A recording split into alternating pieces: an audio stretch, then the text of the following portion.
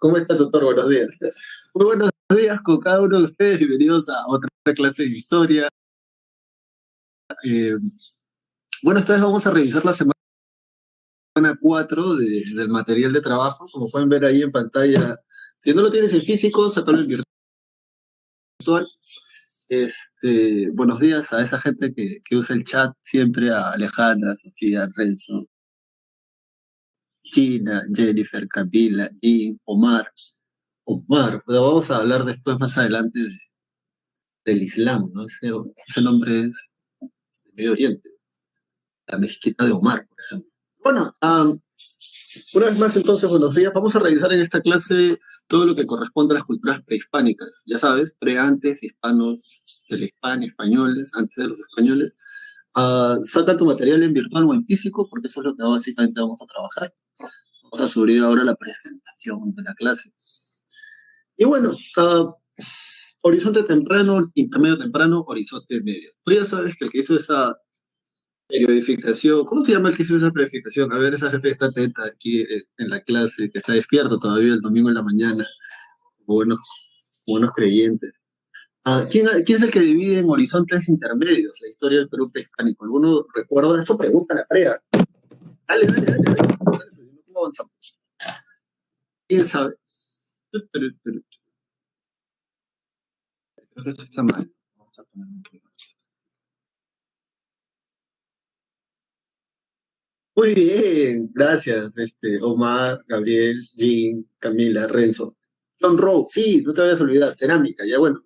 Y justamente en esta clase te vas a dar cuenta por qué él va a mencionar eso. Bueno, siguiendo con esta idea, para toda la clase, parece chiste, pero es anécdota. Este es el mapa del Perú, ¿bien?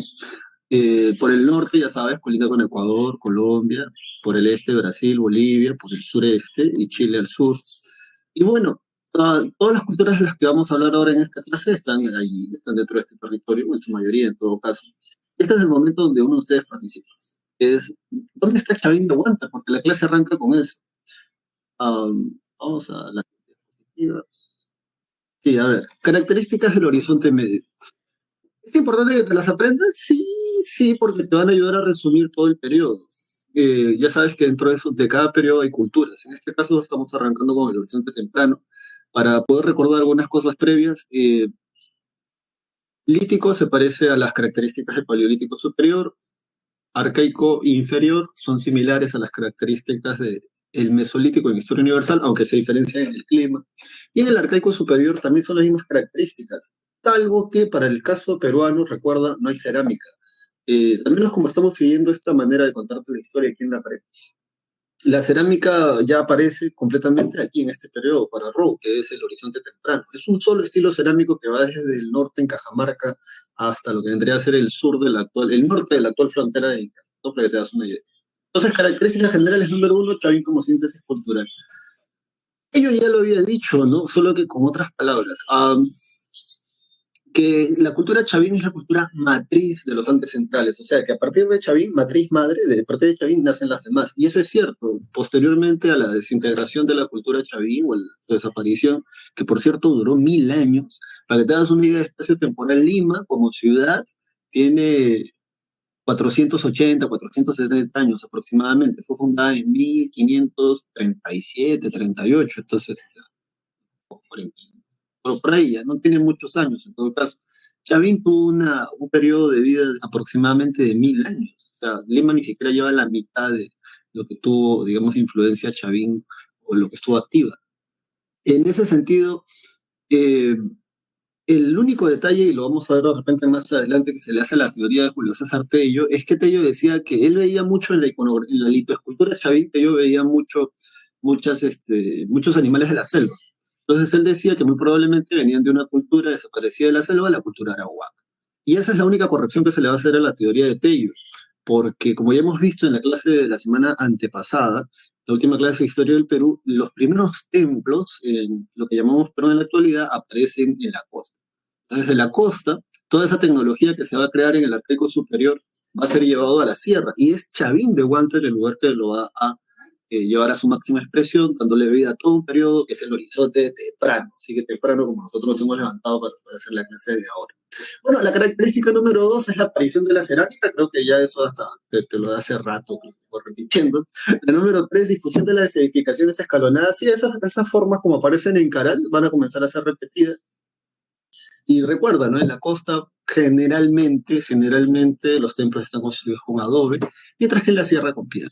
Número 4, homogeneidad cultural y religiosa. Sí, Chavín no solamente difunde un solo estilo cerámico, ¿no? Sino que también va a venir a ser un principal centro de oráculo, algo así como Delfos para el caso de la mitología griega, solo que como acá no hay texto escrito, como que no podemos vacilarnos así del todo como quieran. El caso es que mucha gente va a ir a peregrinar hasta Chavín de Huántar. Y en esta clase es donde te voy a invitar a hacer un ejercicio imaginativo, porque sí, tienes que usar la imaginación también para estas cosas. O sea, pregúntate por qué alguien, por ejemplo, que ha nacido en la costa de Nica, iría a peregrinar hasta Chavín de Huántar hace 500 años antes de Cristo. O sea, primero el viaje es toda una proeza. Hace 500 años antes de Cristo. ¿Cómo le haces, loco, para ir desde Ica en la costa hasta Chavín? Porque, o sea, eso es lo que verifica la investigación arqueológica. Hay ofrendas traídas de lugares tan lejanos como Cajamarca o como Ica. Pregúntate por qué la gente iría hasta allá. Número 5, generalización del cultivo del maíz. ¿Te acuerdas de tu amigo Federico Kaufmann Toy? Él decía en la teoría aloctonista que la cerámica venía de Ecuador, Valdivia, ¿no? Y que la alta cultura habría migrado hacia allá. Aunque también es cierto que el cultivo del maíz más antiguo en Mesoamérica tiene que ver con la teoría hologenista también del Lumbreras.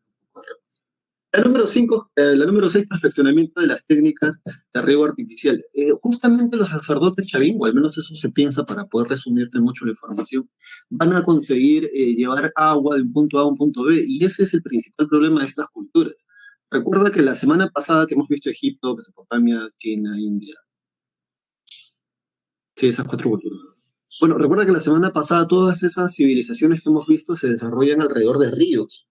Bueno, aquí, para el caso de la geografía peruana, las culturas que se asientan en la costa o en la sierra tienen el problema siempre del agua. ¿Cómo llevar agua de un punto A a un punto B? Bueno, justamente los sacerdotes Chavín, bueno, menos eso es lo que se piensa, van a conseguir hacer esto, ¿no? Con canales empedrados. La jefatura como forma de organización política es una... si la te preguntara cuándo aparece el Estado, tú sin temor a equivocarte vas a decir intermedio temprano, el Estado. Por eso es importante tu clase de cívica. Esto no es clase de cívica, pero bueno, tienes que aprender un poquito de ciencia para hablamos de todo. Pero el Estado es una forma de organización mucho más compleja, ¿no? Y hay burócratas. Acuérdate, Menes, Narmer, Egipto, la burocracia se instaura con él. ¿Qué cosa es un burócrata? Un burócrata es alguien que trabaja detrás de un escritorio para la administración de un Estado, de un gobierno, de un reino. Eso es un burócrata. Ah, ya, y el Estado aparece en la costa, en el intermedio temprano. Aquí no hay Estado.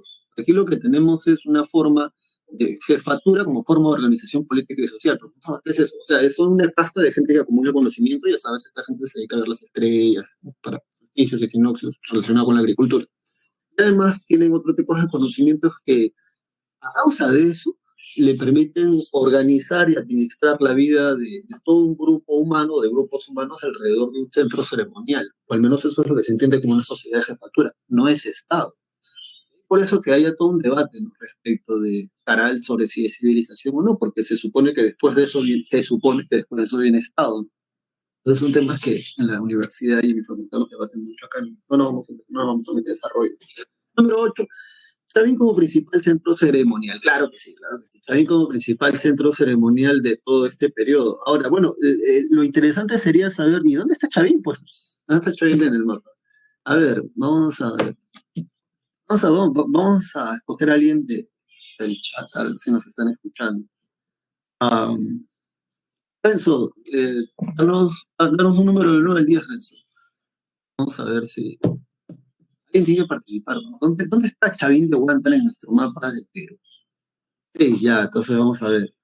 1, 2, 3. Muy bien, Richard Christopher, y no, en realidad Christoph, y de ahí vienen puntitos suspensivos. Richard Christopher está ahí, si no, pásale la voz a la tutora para señalar a ese compañero que Oh, el micro encendido. Está Richard Christopher, vamos a convertirlo en presentador para que pueda señalar dónde está David Wanton. Ahorita está buscando seguramente. Escucha, no está Richard. Richard, ¿estás ahí? Richard Christopher. Tu, tu, tu, tu. Escucha, que no puedo bloquear, ¿no? A la gente. Sería genial. No, mentira. Ya, pero vamos a ver hacia el. Entonces, la persona que está abajo. Richard Christopher no está en aula. Pasa de la voz a la tutora. ¿Cómo se llama esta personita? Vamos a ver. Ah, el caballero Jara Quispe. Te voy a hacer presentador. Ya. Y ahí está, muy bien. Sí, bueno, vamos a llamar a su mamá y así. Oye, señala en el mapa del Perú. Cristian, mira, señala en el mapa del Perú. ¿Dónde crees tú que está Chavín de Huántar? El templo, ¿ah? No te vayas, no, el templo. Bien, entonces vamos a convertir al señor Jara en presentador. En la mano derecha de tu monitor, de tu pantalla, hay unas herramientas, entonces ahí puedes usar el lápiz para poder marcar. Ajá, a ver, miren todos, por favor. Miren cómo se mueve ese punto rojo sensualmente. Muy bien, gracias, Cristian. Ahí, donde ha señalado. Ya, muy bien. Bien, vamos a retomar el rol. Bueno, donde su compañero ha señalado, que básicamente fue acá, ¿verdad? Ya, para toda la clase. Esto es el Callao, ¿eh? Yo estoy más o menos cerca. Yo vivo en San Martín de Porres, frontera con el Callao. Ah, zona brava. Pero no, ya bueno. Am, esto es Lima. ¿Y dónde está Chavín de Huántar en nuestro mapa? Ah, bueno, a ver, para toda la clase, ¿ya? Gracias, Cristian, por haber participado. El templo de Chavín de Huántar está aquí. ¿Bien? El templo de Chavín de Huántar está ahí. Ahora, ¿por qué este ejercicio es interesante? Bueno, primero porque o sea, todos han nacido en el Perú, la mayoría de ustedes, en todo caso, hemos nacido en el Perú. Y, y haber nacido, o sea, no lo parece, pero tu generación debería disfrutarlo. Nuestro país tiene más del 70% de los climas del mundo. ¿Quieres hacer deportes de aventura, deportes extremos? Vienes a nuestro país. Te puedes gozar más del 70% de los climas del planeta Tierra sin salir de nuestro territorio. Puedes conocer, no sé, reservas naturales, puedes ir de cacería, puedes hacer deportes de aventura, ya lo dije. O sea, ser peruano es de la... Entonces, si tú no sabes en qué lugar están los sitios más importantes, hay gente que viene a vacacionar a nuestro país, hay gente que viene de sus vacaciones, de sus países de origen, vienen aquí. Y eso lo sabe la gente que vive en la sierra, por ejemplo, que justamente son en estos meses, más o menos, solo que como el elemento social está así. Entonces tienes que conocer dónde están estos lugares y tienes que ubicarte. Nosotros estamos, bueno, la mayoría de nosotros, es que nos sigues desde Lima, estamos ahí donde está este circulito rojo. Pero donde está que es más bonito, más pequeño, ahí está el templo de Chavín de Huántar. Entonces la pregunta es, ¿por qué alguien... Ahora, la expansión de Chavín va desde esta zona de aquí, más o menos, para que te hagas una idea gráfica, hasta más o menos acá. Todo eso es el horizonte temprano. Ahora, ¿por qué todo eso es el horizonte temprano? Lo tenía por acá.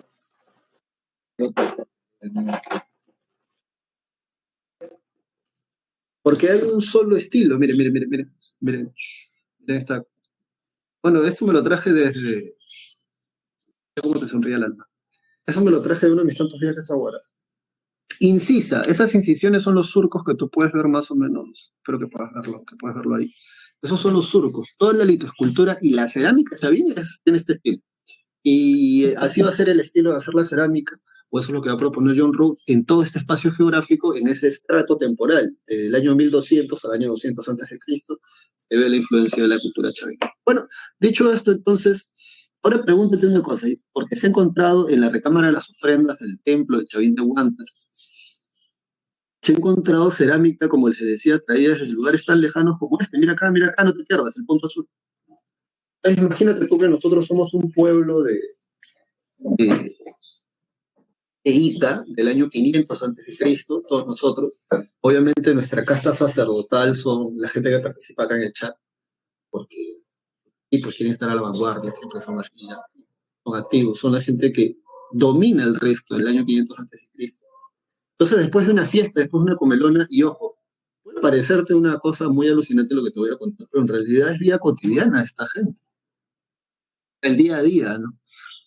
Y además se llama historia antropológica comparada, si no me gusta lo que te voy a contar muy probablemente era lo que sucedía, porque en la actualidad todavía pasa en algunas zonas. El caso es que Chavin de Huántar está cruzando una cordillera andina. Y una de las cosas que ha preguntado San Marcos en el examen, ya una vez comienzas a subrayar, ubícate en la parte de ubicación, entonces para acá, sí, estamos en Chavin de Huántar y subraya, ¿ya? Entre los ríos Mosna y Huachasca. Parece extraño, parece raro, pero en realidad San Marcos en el examen general ha preguntado por eso. ¿De qué ríos llega Chavin de Huántar?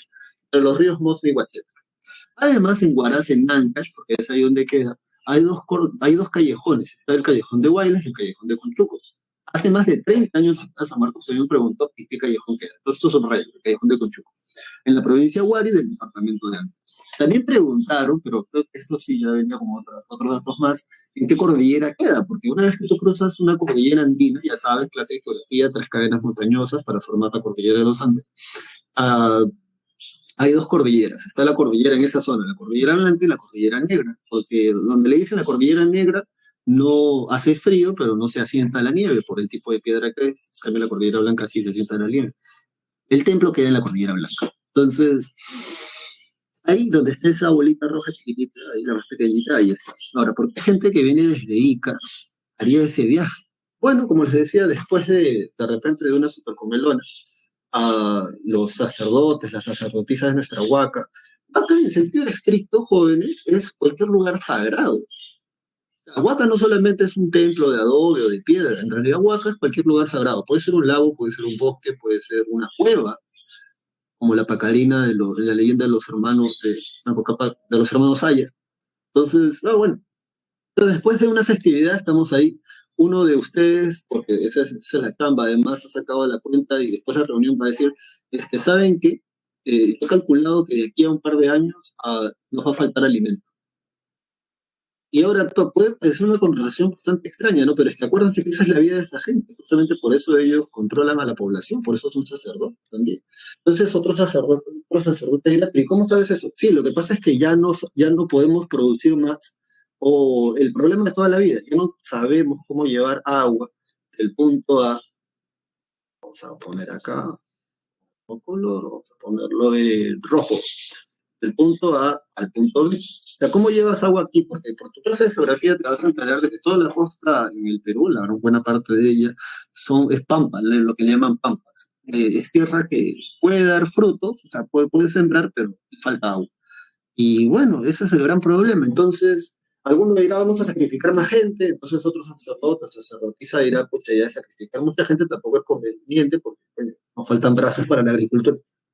Entonces, yo he escuchado, porque acuérdate que son sociedades ágrafas, o sea, toda la gente que llega a Chavín de Huántar no ha llegado porque le mandaron un mensaje de texto, no llegaron porque les mandaron un papiro, un rollo, no, esos han llegado porque han visto o han escuchado, han oído, alguien ha hablado de ese lugar que es un lugar que tiene un Dios súper sabio, que tiene un Dios además que te puede tragar porque hay información de que hay actos de canibalismo dentro del templo de Chavín de Huántar. Después hay muchas explicaciones también, acuérdate que todo esto es teoría. Pero eso sí, ese Dios puede resolverte tu problema. Entonces un sacerdote dirá, bueno, yo he escuchado aquí en el pueblo de acá del cerro, de la vuelta del cerro, había un pueblo que tenía nuestro mismo problema, cómo expandir la frontera agrícola. Ese es el problema, cómo expandir la frontera agrícola. Y les ha ido bien. Ah, sí, pucha, ¿y qué le gusta a ese Dios? Entonces piensa en las ofrendas, ¿no? La mejor textilería, la mejor carne, la mejor cerámica. ¿Cómo es la cerámica que a ese Dios le gusta? Pucha, así, todo le gustan así, ¿no? Así más o menos. Incisión, monocromo. Bueno, hay que llevarle eso. Y si le gustan los vírgenes para un sacrificio o para cualquier cosa, bueno, ya, a ver, tú, y tú, ¿no? Que tienes que, sí, tú, ¿no? Es el viaje de tu vida si te han seleccionado para esa peregrinación, porque todo el pueblo no viaja. Mira, ponte a pensar una cosa. Si tú, que recién has terminado quinto de secundaria, no has salido de Lima ni para tu viaje de promoción, y tú que me estás escuchando ya tienes más de 18 de repente, y nunca has salido de Lima ni siquiera para ir a la playa, o sea, me refiero a donde vives, imagínate tú la gente en este tiempo. La gente en este tiempo no viaja. ¿Por qué no viajan? Porque, entre otras cosas, es peligroso, ya que no hay un derecho internacional en la actualidad, por mucho que parezca que estuvieran pintadas, o sea, las leyes en teoría se hacen cumplir. Pero en esos años no hay una policía nacional, no hay un ejército nacional. A la gente hace lo que quiere. Tú naces, creces, te desarrollas y te mueres en ese pueblo.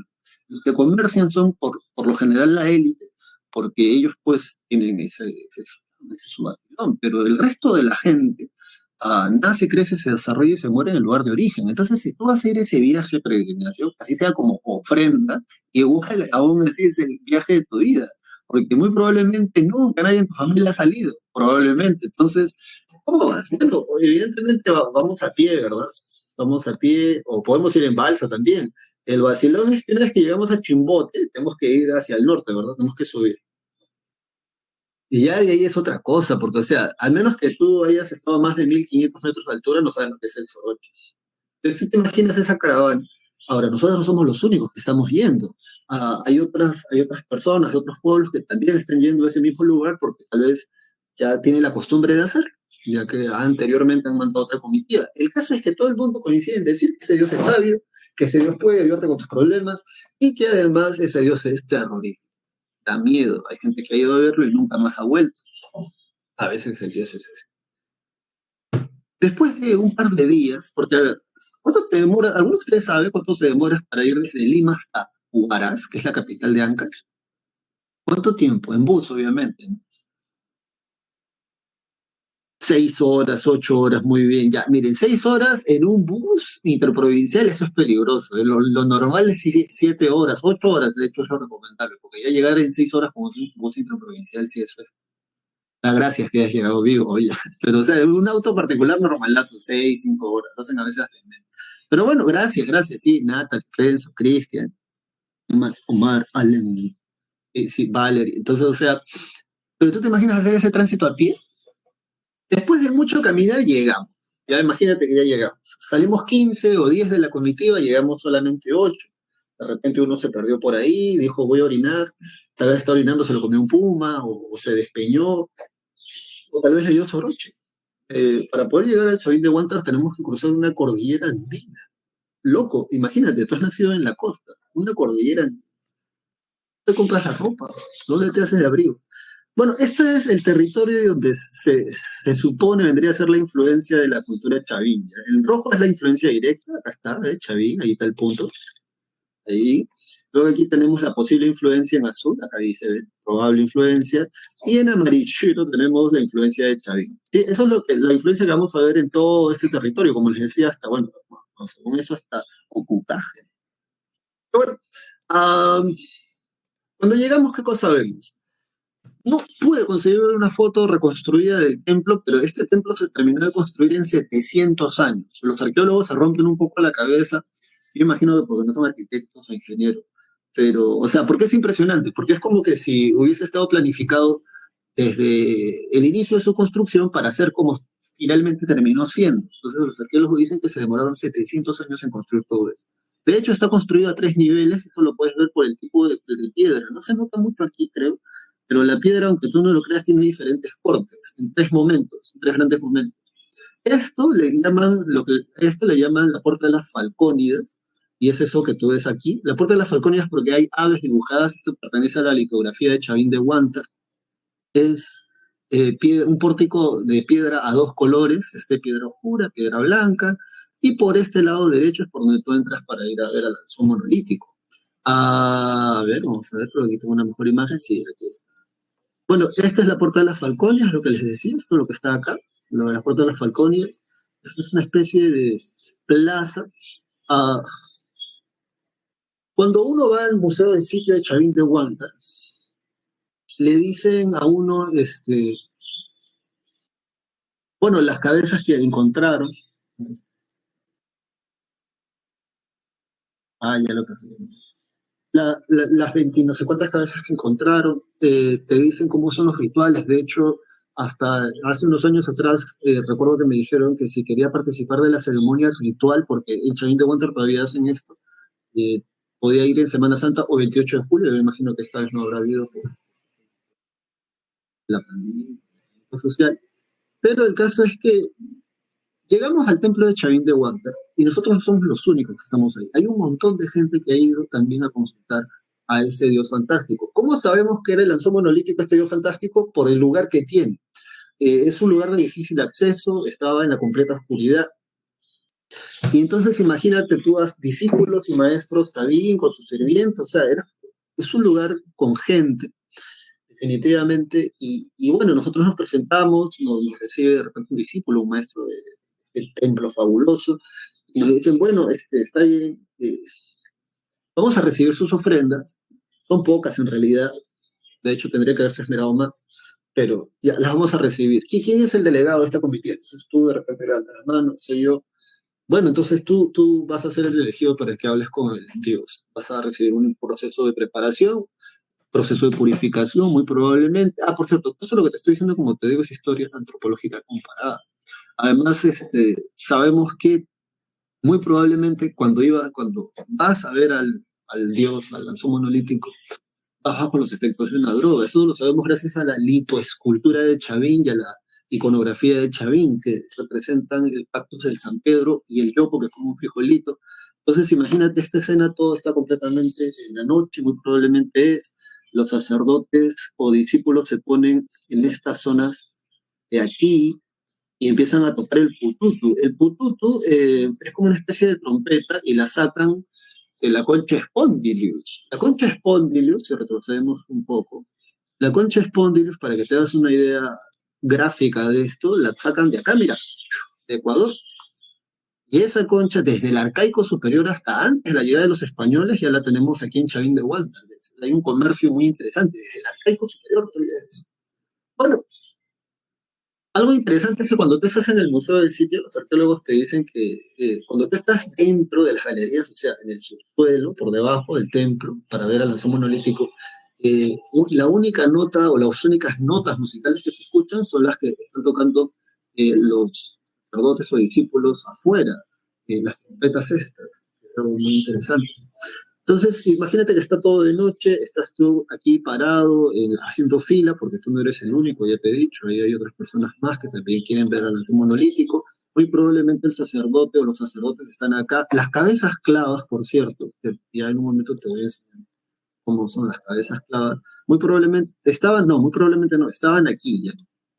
En la actualidad ya las han, ya solamente queda una nada más, creo que se han ido cayendo o las han ido sacando. Cuando fui en el año 2013, 14, nos habían dicho que habían encontrado más de 20, 23 cabezas clavas, pero en la parte de acá, porque vienen huaicos constantemente. Bueno, el sacerdote de Chavín te da a beber un brebaje. Tú no sabes qué es. En la actualidad, de repente yo te digo, mencióname 3 tipos de drogas, tal vez tú me puedas mencionar hasta 5, 6. Pero en ese entonces ellos te van a dar un brebaje, tú no eres el único que está tomando. El San Pedro es un cactus que crece a esta altura y tienes que imaginártelo todo así. Primero te han dicho que vas a ver a un dios. En la actualidad tal vez no impresione mucho, pero en ese tiempo es crucial. O sea, primero tú no estás ahí porque tú quieres. Tú no estás ahí porque estás haciendo visitas, estás haciendo tour. Tú estás ahí porque tienes un problema que resolver. ¿Cómo expande la frontera agrícola? Todo el mundo dice que ese dios que vive en ese lugar es el más sabio. Entonces, los sacerdotes esperan a que la droga comience a hacer efecto para hacerte el tránsito que te lleve hasta el inframundo. De hecho, en internet, en YouTube, vas a encontrar un documental de National Geographic que se llama El Teatro del Más Allá. Entonces ahí vas a poder ver esto que yo te lo estoy resumiendo mucho, mucho, mucho, pero la cosa es que de aquí vienes para esta zona de acá y luego de eso descendemos por este lado. Ah, literalmente, ocurre algo muy curioso que me lo explicaron, he ido 2 veces en ese lugar, es que se ve el mismo fenómeno que en las pirámides de Egipto en su construcción. Tú dirás, ¿qué cosa, profesor? Lo que pasa es que cuando los arqueólogos se meten a las pirámides, descubren que los egipcios no usaban antorchas para poder tallar las imágenes en las paredes o pasadizos de los túneles dentro de las pirámides. No hay evidencia que hayan usado antorchas. Tú dirás, porque eso es fantástico, ¿no? Hace más de 2500, 2000 años antes de Cristo, ¿cómo, Michi, si no tienes luz artificial, luz normal, cómo puedes tallar algo en la completa oscuridad? Bueno, eso es coincidente con Chavín también porque en los pasadizos de Chavín de Huántar, el subterráneo, no hay evidencia de que haya fuego en las esquinas de las paredes con los techos. No hay evidencia. Parece ser que ingresaba en la completa oscuridad.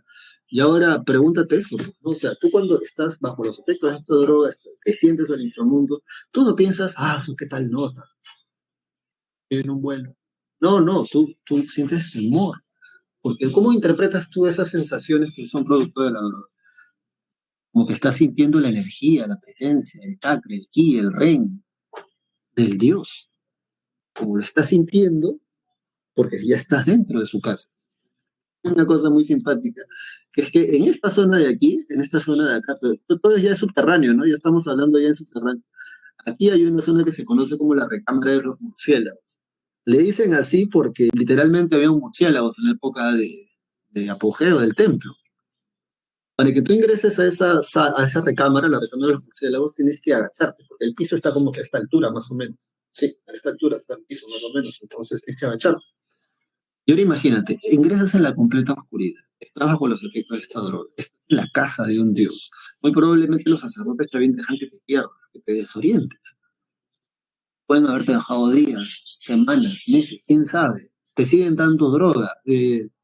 Luego también te pueden haber dado yopo. El yopo es como un frijolito y eso se snifa. No te voy a decir cómo se prepara, porque además están de entonces, o sea, te desorientan. Se piensa que habían actos de canibalismo porque encuentran huesos humanos mordidos hasta el hueso. O sea, imagínate tú, bueno, no sé, pues, después tanto de estar drogado, de repente tienes hambre y te lo quedas y te comes a alguien. El caso es que hay evidencia de eso. ¿Alguna vez te has peleado con un murciélago? Yo sí, cuando estaba en Venezuela, en Caracas, era el año nuevo de 1993-94, creo, tenía 8 o 9 años, los adultos están desperdigados. Y me levanté en la madrugada para ir al baño, lamentablemente, 2, 3 de la mañana, y cuando salgo a la cocina, volando entra un murciélago, pero un murciélago esos con pecho plateado. El murciélago no es como una paloma que vuela así. No, el murciélago vuela así por el cosontal. Y ya, me metí de frente al cuarto, me tapé con sábanas, miré el pasadizo, puerta del cuarto, en la cama, no había nada. Y no sé cómo frente de la cama había una repisa con unos peluches, y estaba así el murciélago. Me tapé y nunca más lo volví a ver hasta el día siguiente. Y yo te estoy hablando de un niño de 9 años en el centro con adultos alrededor. ¿Tú te imaginas estar en la completa oscuridad, pasado de vueltas porque estás súper drogado o drogada, y con un murciélagos que te vuelan por la cabeza y encima huele a mierda porque lo cagan todo abajo? Porque sabe que hay presencia de murciélago. Ahí nomás ya tuviste esta experiencia terrorífica, ahí nomás ya te metieron temor, vomitaste, te cagaste, volviste a vomitar, te tragaste el vómito, te despertaste, te desmayaste, volviste a despertar. Ahí ya nomás ya te metieron terror. Entonces, cuando la droga está en sus efectos más altos, te dicen, ¿no? Bueno, ya, ahora sí está listo para ver al Dios. Vas a doblar aquí, ¿no? A la izquierda. Es un pasillo, como puedes ver en esta foto, bastante estrecho. Solamente una persona entra por vez. Hay un tragaluz en la parte alta. Un pequeño tragaluz. Pequeño tragaluz. Algunos piensan que es para dejar que la luz de la luna filtre y así tengas este efecto que tú puedas ver aquí. Otros, lo más alucinante, que también a mí me parece una cosa así, pero alucinante, es que es esos surcos que hay en la imagen. Ahora imagínate que alguien derrame sangre por allí. Ahora imagínate la sangre recorriendo así. Mire ese ojo, cómo te mira, mire ese ojo. Y que la sangre comience y está bajo los efectos de esa droga. Tú lo ves así de reojo. Y otra cosa que hace el San Pedro, el Chopo, es que las pupilas se dilatan completamente. La pupila es esa cosita negra que está en el centro del ojo y que durante el día está bien chiquita porque hay bastante luz. En cambio, en la noche se dilata completamente. El mismo efecto lo tienen los gatos, por si no te lo imaginas bien. Porque a los gatos les brillan los ojos en la oscuridad, porque esos animales ven mejor de noche que de día. Bueno, cuando está bajo los efectos de esa droga pasa algo similar. La pupila se dilata, comienzas a distinguir formas en la oscuridad. Tú ves esa imagen, el anzumo monolítico es una litoescultura de más de 4 metros 50 centímetros de largo. Es como si hubiese caído clavado desde el cielo viendo estos dos lugares, ¿verdad? El inframundo, el cielo y la tierra. Tú no quieres avanzar, ¿verdad? Pero el sacerdote, imaginemos, estaría detrás, no avanza, no avanza, no quiero, no tuviese esos colmillos, encima pueden haber tirado sangre por ahí, chacho. Debe haber sido terrorífico y espectacular al mismo tiempo. El sacerdote debe estarte pateando, avanza, no quiero, avanza, ya te olvidaste que querías hacer una pregunta, ¿verdad? Ya se olvidaron. ¿Cuál era la pregunta? ¿Cómo expandir la frontera agrícola? Bueno, tú te acuerdas de eso, mal que bien, porque estás bajo los efectos de la droga, vas, te pone enfrente, estás de rodillas, piensas que te va a tragar esa monstruosidad, y el sacerdote te dice, haz tu pregunta. Entonces tú balbuceas dos, tres cosas, y el sacerdote te dice, ahora cállate porque vas a escuchar hablar al Dios. Y en eso el sonido comienza de menos a más. Y de pronto toda la habitación está gritando. Es un sonido que te parece familiar, pero realmente nunca lo has escuchado en tu vida. Y luego cuando los efectos de la droga comienzan a pasar, luego que pienses que te va a tragar esa divinidad, recién ahí el sacerdote te saca. Todo tiene que estar fríamente calculado. Una vez que tú estás fuera del templo con los demás, el sacerdote muy probablemente te hace dos, tres preguntas. La primera pregunta es, ¿le hiciste tu pregunta al Dios? Sí, le hice mi pregunta. Bueno, ¿y escuchaste la respuesta del Dios? Sí, lo escuché. ¿Y lo entendiste o no lo entendí? Pero esa era la respuesta a tu pregunta. ¿No lo has entendido? No, no lo he entendido. ¿Y ahora qué voy a hacer? Entonces este es el vacilón, ¿no? El sacerdote Chavín que te dice, mira, ¿sabes qué? Yo no tengo el conocimiento. Dios es el que tiene el conocimiento. Pero ¿sabes qué? Si nosotros sabemos hacer, nosotros hablamos el mismo idioma que Dios. Así que nosotros te vamos a dar la interpretación de lo que Dios te ha dicho. Y eso es. Y eso es. Muy probablemente el sacerdote Chavín enviará un discípulo con nuestro representante que viene del pueblo de Ica a decirnos algo, cómo llevar agua del punto A al punto B.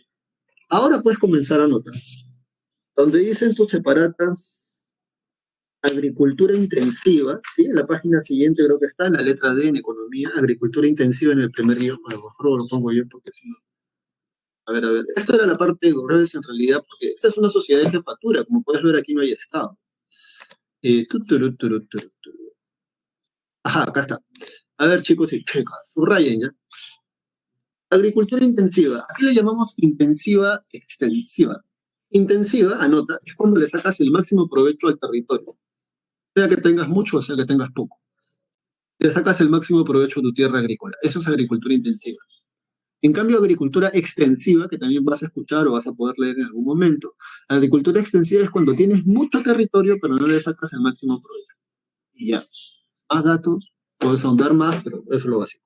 Luego de esto hay un cultivo y difusión del maíz. Chavín se caracterizó por una red de canales de regadío para expandir, subraya eso, la frontera agrícola y generar efectos sonoros al interior del complejo arquitectónico. Bueno, esto es lo que te quería contar. El canal se llama, anota, el canal de Cumbemayo. El canal de Cumbemayo se encuentra a 19 kilómetros de la ciudad de Cajamarca. Está a más de 3.500 metros sobre el nivel del mar y de largo mide más o menos unos 8 kilómetros. Digo de largo porque el canal es así el canal, bueno, un poco más derecho obviamente que en casos, parece que estuviera dibujando con PowerPoint, pero sí, así es el canal ya. Profesor, ¿sirve para la agricultura? No, por la altura muy probablemente no. Los arqueólogos piensan que se debería por una cuestión ritual. Esto en la época de Chavín de Huántar. Muy probablemente muy probablemente lo que hacían era poner agua en el canal y de ahí ponían San Pedro y dejaban que eso se evapore, olían los humos y con eso se conectaba con lo divino. Bueno, dicho esto, uh, ¿cómo es ese canal? 50 centímetros de profundidad, está empedrado completamente, 50 centímetros de profundidad por 30 centímetros de ancho. Y esa es la manera, esa tecnología, aunque parezca rara, es la forma en cómo hacen dos cosas los sacerdotes Chavín. La primera cosa que hacen es esta, cómo llevar agua A un punto B, van haciendo esos canales de regadío. Esos canales van a servir para llevar agua a esta zona de aquí. Y así expandes a la frontera agrícola. Y lo otro que van a conseguir con eso los sacerdotes Chavín es porque nadie me ha preguntado cómo haces que el Dios hable en el año 500 antes de Cristo. Bueno, la respuesta es que debajo del Lanzón, debajo de todo esto que tú ves en esta imagen, hay canales subterráneos. De hecho, todo Chavín de Huántar. Dicen que hay más de 16 kilómetros de canales subterráneos empedrados. ¿Ah? De hecho, por aquí, en esta zona de acá, pues hay una especie de rendija de piedra, literalmente de piedra. Y van a poder, ahí se ve una parte de ese canal. Cuando tú estás en la parte dentro del templo, en lo subterráneo, los arqueólogos han encontrado un canal que desvía uno de los ríos. No sé si es el río Mosna o Huachetka, pero es uno de esos ríos con compuertas. Han limpiado los canales, han abierto las compuertas, el agua se introduce por allí y cuando golpea con las paredes de piedra genera un efecto sonoro. Y esa es la voz del lanzón monolítico. Debe haber sido alucinante, ¿no? Porque, o sea, lo han replicado el sonido, de hecho. Solo que, digamos, bajo todo ese teatro, bajo todo ese ritual, debe haber sido una cosa así, pero no. Sí, sí, como un jaguar. Sí, sí, puede haber sido, puede haber sido. Los animales que te yo veía, jaguar, serpiente y un cóndor. Pero bueno, dicho esto, entonces, ahora vámonos a esto, que son las cabezas clavas.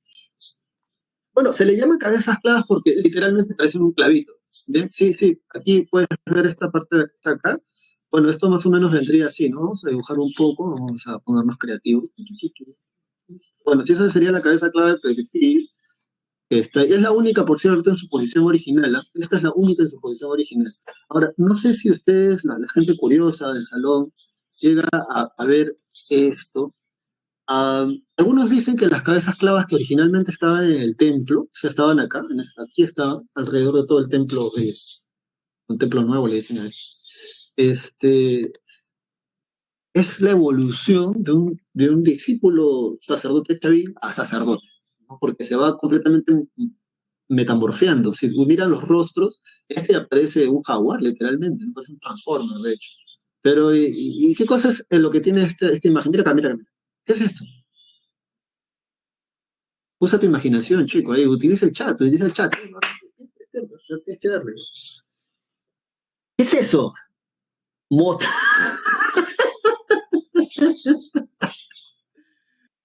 El que dijo eso fue Omar Guerra Guamán, y ahí está el tutor, pasa la voz del tutor aquí por chistoso. No, ¿cómo va a hacer eso? ¿Quién? Colmillos. Colmillos que salen de la nariz, puede ser, la Sofía se va acercando más. Un piercing, profesor. Puede ser un piercing, ¿no? Pero esa gente no tenía en ese entonces. Serpientes, no puede ser serpiente. ¿Qué dice Cristian Mendoza Noriega? Muy bien, Jean Armando. El único que se puso serio y que parece chiste, pero es anécdota. Muy bien, Jean. Son mocos. ¿Cómo, profesor? Son mocos.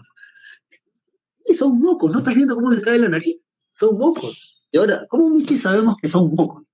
Bueno, por algún dato que ya te he dado. Y además, no solamente son mocos. Mira, ¿has visto el ojo de este? Mira, este ojo va para arriba y este ojo va para abajo. ¿No? ¿No has visto? O sea, uno está así y otro está así.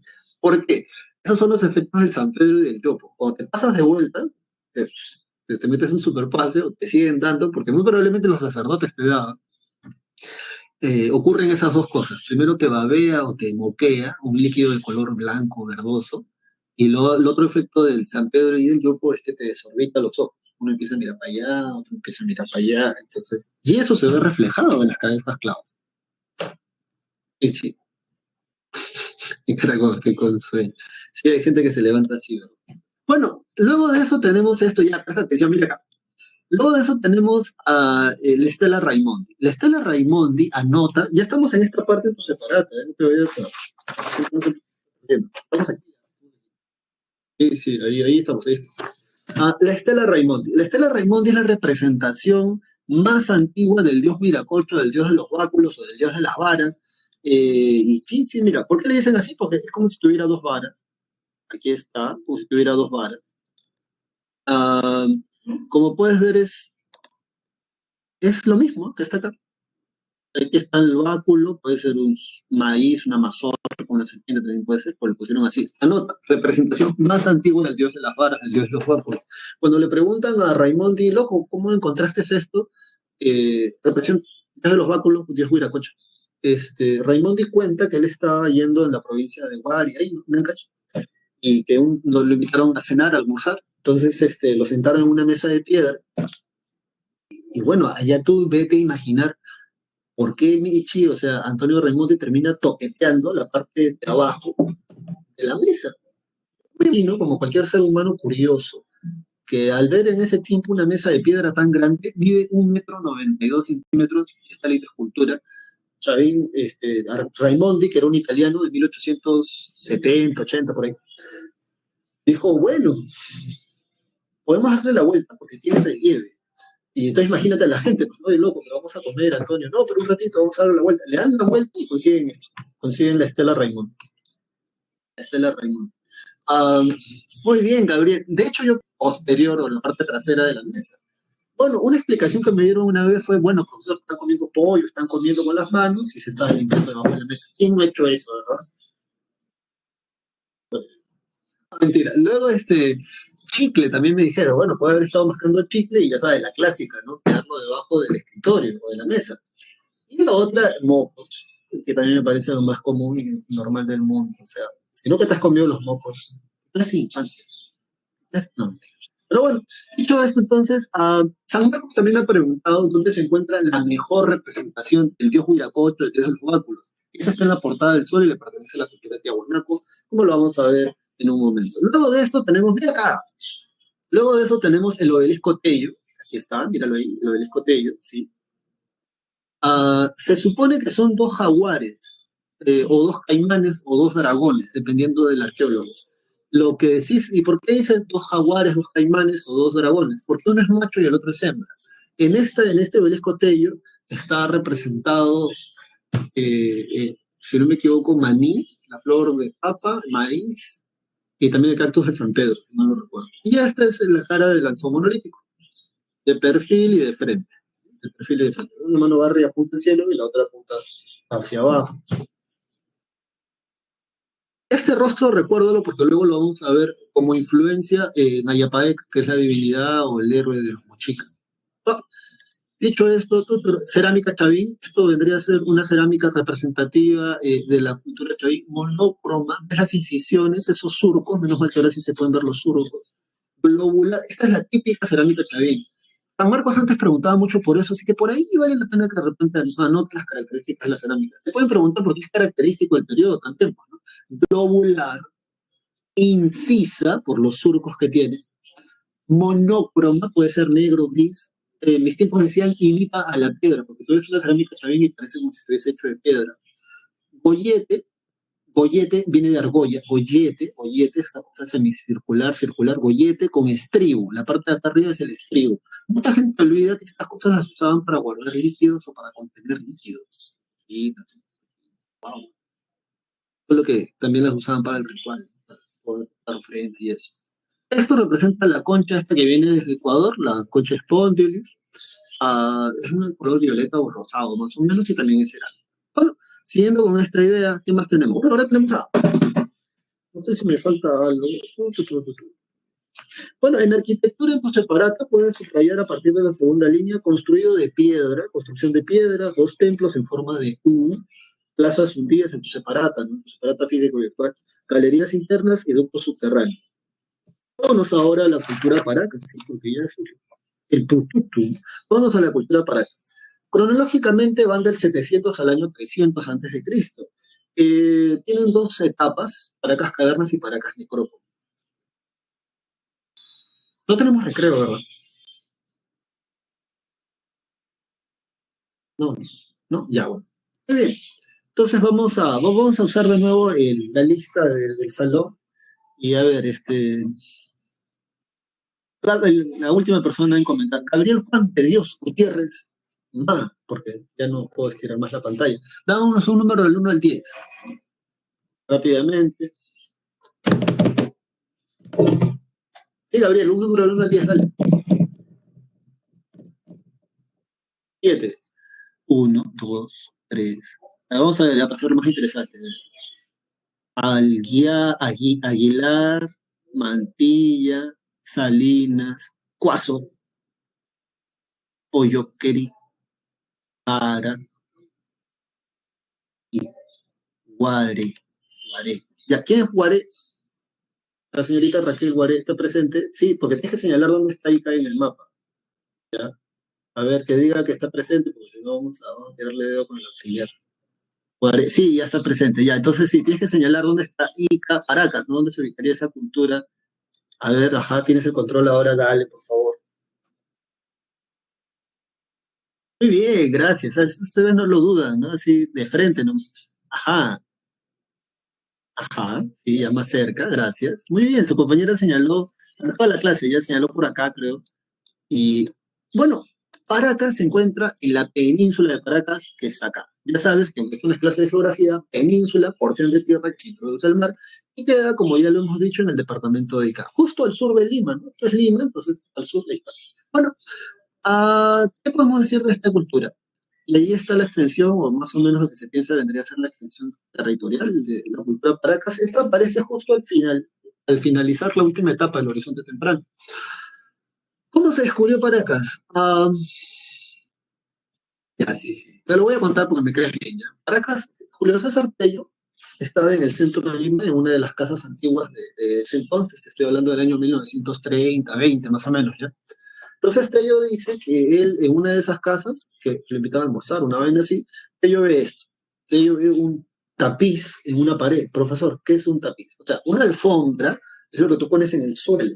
Un tapiz es lo que pones en las paredes. En Europa acostumbran mucho, bueno, acostumbran, sí, acostumbraban a hacer eso en la Edad Media porque como los castillos eran de piedra y en invierno ahí sí cae nieve, entonces lo que hacían era poner pieles de animales en las paredes de las recámaras y se quedó como costumbre, ¿no? Tapizar una pared.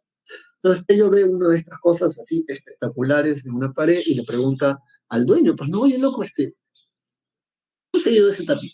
Entonces el dueño le dice, eso me lo trae alguien que, eso me lo trae tal persona. Entonces ellos le dice, preséntame. Entonces le presentan a tal persona y esa persona le dice, eso a mí me lo vende un campesino, un obrero, un trabajador de Ica. Obrero, dice la historia, cuando yo la leí, decía obrero. Entonces, no trabajas en cualquier campesino. Entonces, ellos dicen, preséntamelo. Van hasta ahí, le presentan a esta persona y él dice, bueno, Tello le dice, mira, ¿sabes qué? He visto que, ¿de dónde sacas tú esas cosas? Te voy a pagar muy bien, pero dime de dónde tú las traes. Entonces el tipo le dice, este obrero, este campesino, le dice, no, no, le dice, yo te puedo vender, pero no te puedo decir de dónde lo saco, porque yo de eso vivo. Entonces Tello le vuelve a insistir, le dice, pero mira, te voy a pagar bien, le dice, dime de dónde sacas tú estas cosas y yo te pago y normal. Entonces el tipo le dice que no. Le dice, lo acusa a Tello de quererse quedar con su negocio. Y entonces Tello agarra y ahí sí como que pierde los papeles y le dice, mira, ¿sabes qué? Yo soy el director del Museo de Antropología y Historia de Pueblo Libre. No me dices, ¿de dónde sacas eso? Yo voy a hacer que te metan preso. Porque lo que te estás haciendo es un delito, estás vendiendo patrimonio cultural del Perú. Bueno, así sí te digo, ¿no? Entonces el tipo va y le enseña, ¿no? Y aunque todo lo crea, gracias al guateo y gracias entre comillas, se descubre la cultura Paracas y obviamente el buen ojo de Julio César Tello. Cuando Tello llega, él descubre que hay dos formas de enterramientos que además están bastante espaciadas temporalmente. La primera forma es esta, eh, forma de copa invertida, para algunos hay forma de copa invertida. También algunos ponen forma uterina, un poco, también puede ser, lo importante es que te acuerdes. Esto está entre 5 a 7 metros bajo el nivel del mar. Acuérdate, de 5 a 7 metros bajo el nivel del mar. Bueno, o sea, no es que los metros sean importantes, sino me refiero a este primer momento, ¿no? A esto se le llama Paracas cavernas. Está en tu separata, en la parte de cerámica, de una vez, ubícate ahí, Paracas cavernas. Va del año 700 al año 500 antes de Cristo. Pueden entrar de 6 a 8 fardos funerarios. Profesor, ¿qué es un fardo? Es esto que está acá, mira, mira, mira, este tipo que está aquí. Está envuelto en varias capas en posición fetal, recuerda, así como te desarrollas en el vientre de una mujer, posición fetal, si vuelves al vientre de la madre tierra en posición fetal. La cerámica es polícroma, como puedes ver, y eso es algo que, una pregunta clásica que ya muchos conocen ya. Por si acaso yo te la cuento. Esa es la respuesta. Donde dice cerámica cavernas, entonces para cerámica de esta parte. La cerámica de Paracas Cavernas es la mejor elaborada, es la más bonita, la más chévere, como puedes verlo acá. Es incisa, recordando a la cerámica de Chavín, es globular achatada, tiene una asa puente, esto que tú ves aquí es un asa puente con doble estribo, ¿ves? Hay un doble estribo. En cambio, la textilería no es tan bonita. Además, la técnica de pintura, subrayala, porque eso a la Presi lo ha preguntado, se le llama postcocción. Usa ahí, revienta el chat, postcocción, cocción, te doy una pista, cocinar. ¿Qué cosa es eso? Postcocción, ¿qué cosa crees que significa entonces? Ajá, la gente ahí está. Después de echar. Sí, muy bien, caramba. Muy bien, la gente está atenta. Sí, sí, sí. Pintan después de cocinar. Muy bien, con más Renzo, después de la cocina. Claro que sí. Postcocción, anoten los demás mortales. Se pinta después de que sale del horno. Sí, sí, sí, eso significa postcocción. Y tú dirás, "Oye, ¿por qué sea es interesante? Lo que pasa es que la cerámica de Paracas, Necrópolis, y yo sé que tú ya sabes que es Necrópolis, ¿verdad? Necro, muerto, polis, ciudad. Esa es precocción. Primero se pinta, vamos a enseñártela ya. Primero se pinta y luego se mete al horno. Como se mete al horno, pero antes la han pintado, la pintura queda así. En algunos libros lo llaman cerámica fugitiva. Fugitiva porque el color huye o el color se diluye al meterlo al horno y te queda así. Pero en lo que sí destaca Paracas Necrópolis son los mantos. Estos mantos que tú ves aquí son del periodo de Paracas Necrópolis. En cambio, los mantos del periodo de Paracas Cavernas son así, miren. ¿Qué es eso? No hay color, no hay vida. En cambio, así son los mantos del periodo de Paracas Necrópolis. Bueno, dicho esto, vámonos entonces a ese periodo, el periodo de Paracas Necrópolis. Los mantos más bonitos de esta cultura pertenecen a este periodo, periodo de Paracas Necrópolis. ¿Por qué le va a poner Julio César Tello Necrópolis? Porque es así como lo que tú ves aquí. A ver, parecen habitaciones. Por cada entierro de Paracas Necrópolis hay de 30 a 40 fardos funerarios, ¿ah? Que están así como tú los puedes ver acá. Mira, míralo ahí, míralo ahí. Ajá, sí, parecen habitaciones. Entonces, por eso Tello le va a poner necro, muerto, poli, ciudad, ciudad de los muertos. Paracas Necrópolis. Los mantos son muy, muy bonitos. Son mantos a doble tapiz, o sea, están hechos a bordados. Tienen algodón, lana, plumas. Hay más de 500 hebras por hilo. O sea, si tú conoces a alguien que trabaja en el emporio de Gamarra y sepa algo de textilería, más de 500 hebras por hilo, eso es una bestialidad. Los colores todavía siguen vivos. A veces uno se compra un polito, color rojo en una tienda de ropa y al mes siguiente el polo rojo ya es rosado y se tinta. No, esto no, eso sigue aquí, perdura mucho. También hay tíos que tienen, si miras acá son cabezas. Se los ha sacado violentamente con toda la columna vertebral, también pueden ser serpientes. Aquí hay más cabezas en todo caso para que se sigas vacilando. Que van a heredar luego los Nazcas, ¿ya? Se van a heredar luego los Nazcas. Ah, bueno, yendo con esta idea, esta es la cerámica de Paracas Necrópolis, es precocción, subraya su parata precocción, primero se pinta, luego la meten al horno y por eso queda así. Destacan más en la textilería. Luego tenemos esto, lo que a mucha gente le encanta, ¿verdad? Hablar de los aliens. Y todavía dice aliens, dice, ¿no? O sea, tú sabes, ¿ya sabes de dónde viene eso? Viene de una película hecha por un tipo que se imaginó a un alien así, ¿no? O sea, eso. Pero no es que haya una data histórica, que haya un registro, ¿no? De que alguien vio y así, no. La pregunta aquí que se cae en madura es, ¿por qué los paracas se alargan el cráneo? Entonces, usa tu imaginación, revienta el chat y dinos, ¿por qué crees tú que los paracas se alargan el cráneo? Clase social, dice Omar, Cristian dice clase social, imitar a alguien, Nicolás, clase social, diferenciación de clases sociales, ya, muy bien, para estar más cerca de Dios. Pucha, ¿por qué? Porque la metra la tiene más larga, más cerca. Puede ser, quién sabe. Am, a ver, chicos y chicas.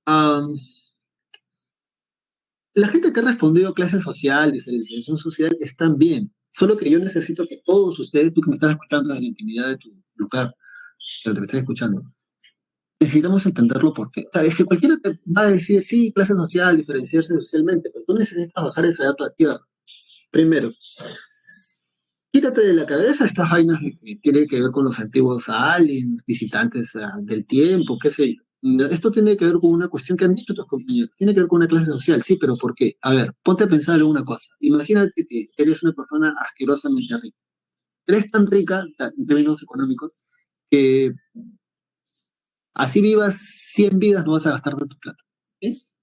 Ahora, obviamente por tu riqueza, tu opulencia, vas a vivir, vas a usar, cosas que de repente los demás mortales no van a poder usar. Por ejemplo, no sé, un auto bañado en oro, un auto hecho de oro, a una mansión de 34.000 habitaciones, tiene su isla privada, qué sé yo, o sea, pero ¿a qué voy con todo esto? Que gracias a la tecnología actual, nadie puede robar tu identidad. ¿Me explico? O sea, gracias a la tecnología actual, tú y yo tenemos estas cosas, ¿verdad?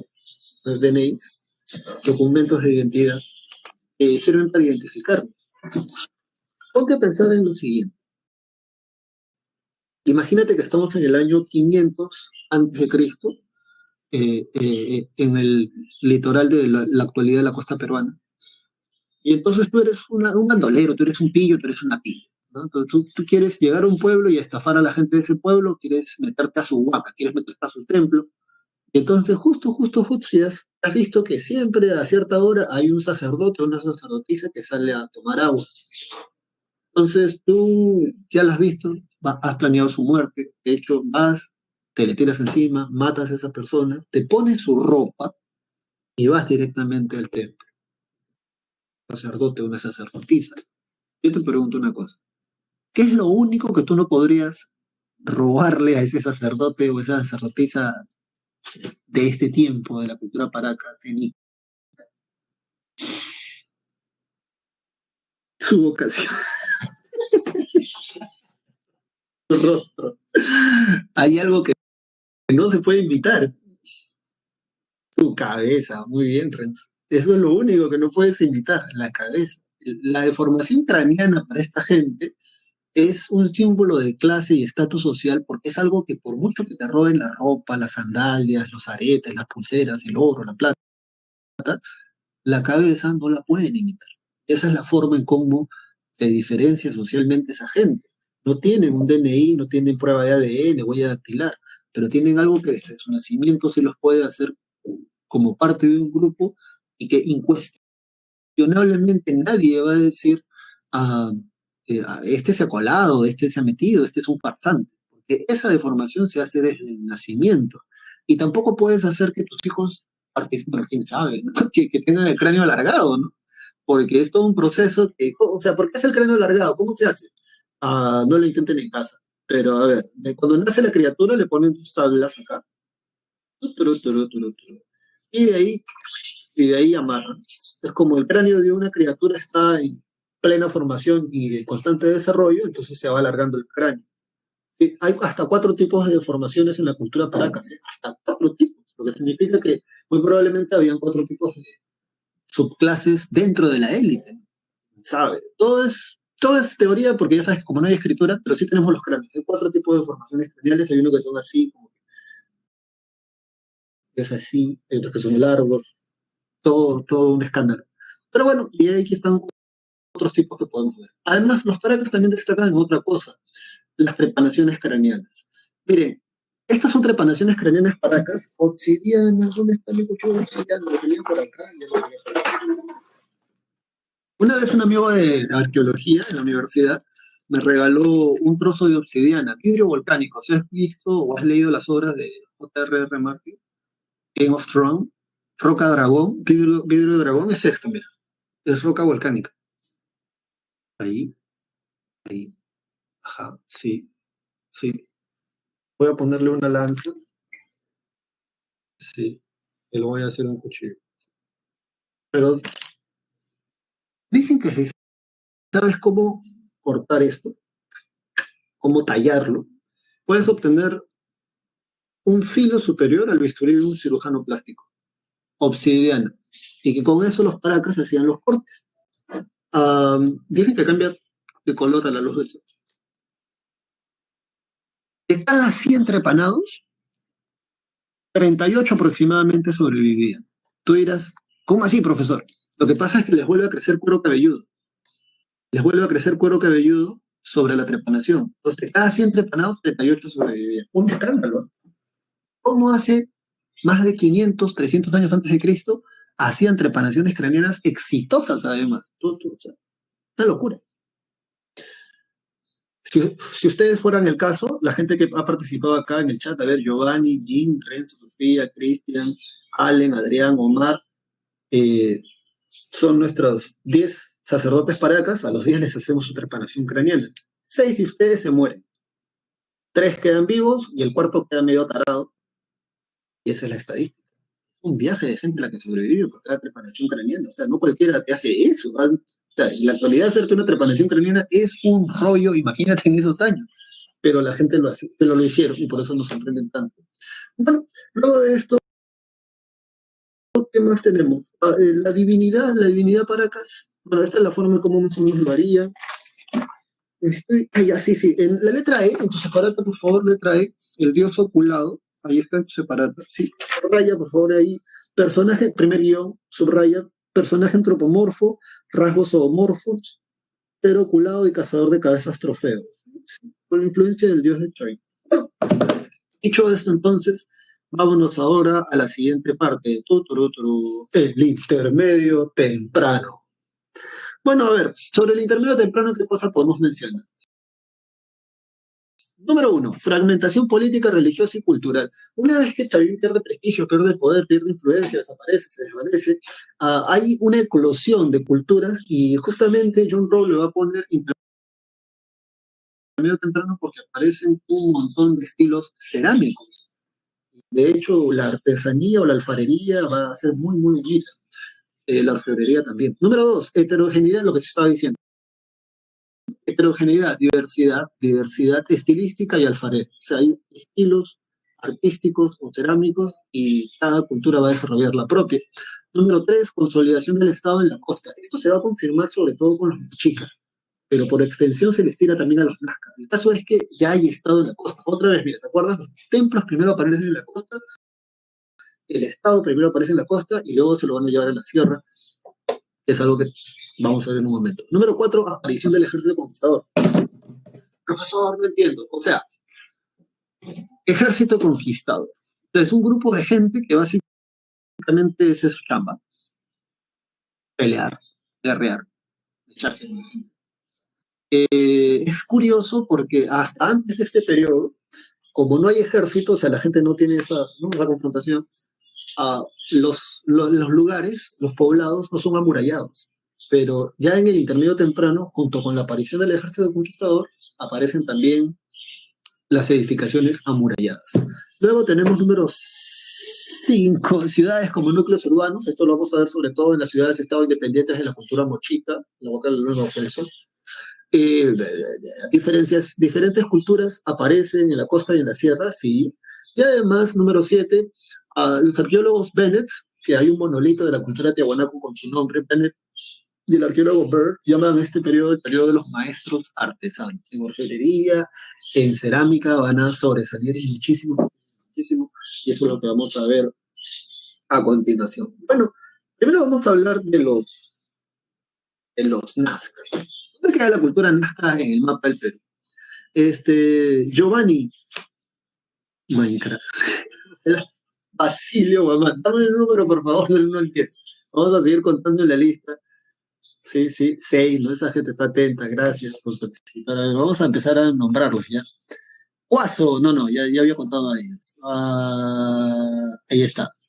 Berau, Altamirano, Zapata, Grecia, Alegre, y la última persona es Lady Anel Álvarez Vizcarra.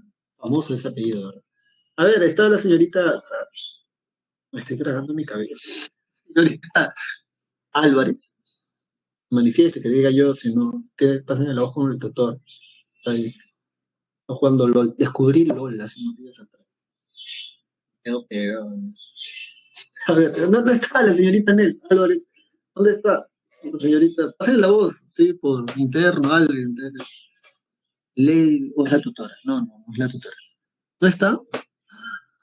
No está, hay que hacerle rocha. Vamos a decir todo su nombre completo. Ya, Lady Aniel Álvarez Vizcarra. No está esa persona. No va a participar.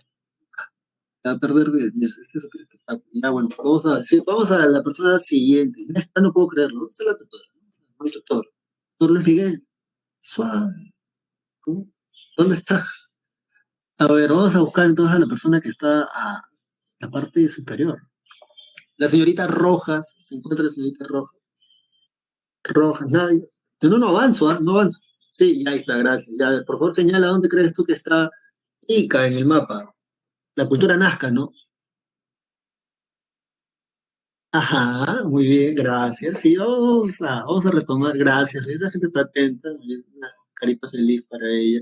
Sí, aquí, más o menos en esta zona, un poquito más tirando a la costa, vamos a verlo. Gracias por participar. Tirarle dedo a la otra persona. ¿Dónde está? Aquí está, ¿ven? Aquí esta es la península de Paracas, que vendría a ser la cultura Paracas. En cambio, por en esta zona de acá se va a desarrollar la cultura Nazca. Ahí está la gráfica.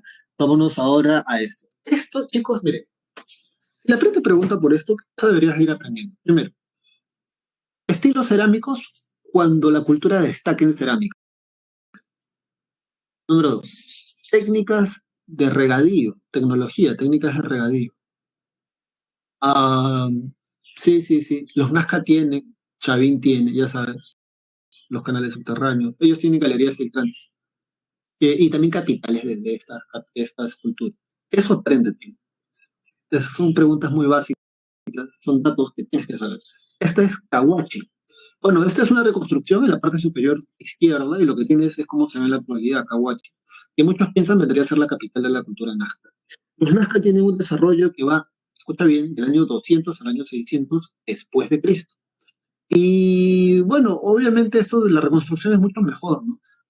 Tienes que imaginarte ese lugar cubierto de árboles, porque los Nazca, de hecho, y eso lo dice tu separata, van a desaparecer, pero por algo que pasa todos los años o cada vez que hay huaicos aquí en el Perú.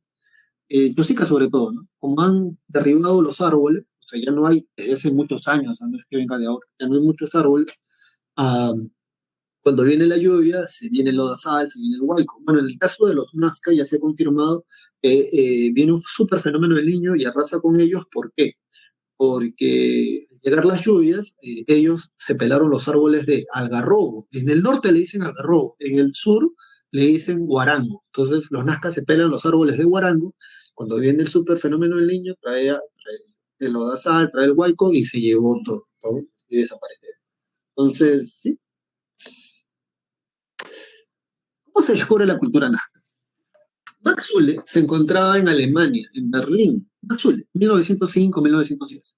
Y entonces él dice que él vio una cerámica en el museo, muy bonita, que no se parecía a ninguna cerámica que él ya había estudiado. Y mira que esa gente, o sea, él ya conocía cerámica etrusca, cerámica de la India, cerámica de Mesopotamia, Persia, Medio, griega, romana, de todo conocía. Pero él nunca había visto una cerámica así. Entonces él mira la etiqueta y decía Lima, Perú. Entonces el tipo viene para acá y aunque tú no lo creas, así se descubre la cultura nazca. ¿Por qué arrancamos por la cerámica? Porque la cerámica nazca destaca por una pregunta clásica, clásica, clásica, que es la famosa técnica del horror al vacío. Arqueólogos le van a poner la técnica del horror al vacío porque ellos dicen que parece como si el alfarero no quisiera dejar un espacio sin pintar, no que más bien todo lo ha pintado, todo, todo, todo lo ha pintado. No hay un solo espacio sin pintar de la cerámica. Y por eso le ponen como que si al ceramista le diese temor de dejar un espacio en blanco. Y por eso le van a poner la técnica del horror al vacío. Aquí tenemos al famoso dios de los Nazca, que es el dios Kong. Míralo ahí, es un dios con cabezas de trofeo. Puedes ver todo su cuerpo está hecho de cabezas. Ahora, cabeza, trofeo. Profesor, ¿qué cosa es eso? ¿Cómo se come eso? Ya en un momento lo vamos a ver. Pero por ahora ve ahí al dios Kong, que es como una especie de zorrito con alas. Está en la divinidad, entonces parte en la parte de Paracas. Estas son las cabezas trofeo. En Papúa Nueva Guinea todavía están los reductores de cabeza. Lo que dice la antropología histórica comparada es que, bueno, primero, cabeza trofeo. ¿Por qué crees que se llama así? Bueno, una cabeza ya sabes lo que es, lo puedes ver. Y un trofeo es algo que tú siempre lo pones a la vista de todo el mundo, ¿verdad? Se le llama cabezas trofeo porque básicamente la gente los exhibe. Varón, señorita. Tengas la edad que tengas ahora, ya estarías casado o estarías buscando pareja en este periodo.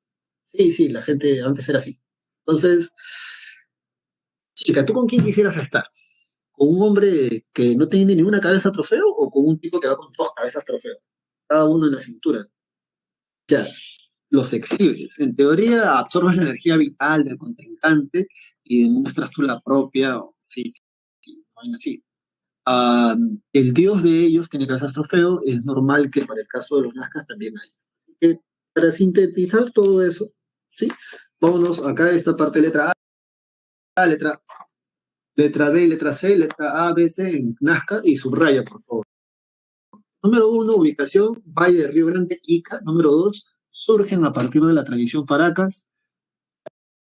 La letra C, subraya, subraya. Es una teocracia militarista, de hecho vamos a ponerlo un ratito acá, sí, para que no se me pierda la gente, gente que ya está ya.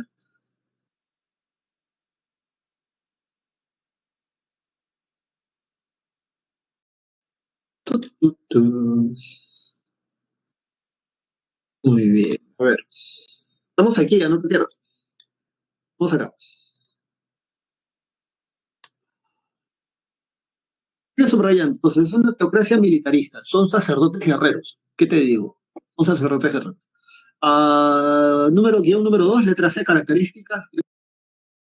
Grandes centros ceremoniales como Caguachi, que es la imagen que te mostré anteriormente, y Estaquería. Estaquería era un lugar donde había columnas, vigas, troncos de árboles.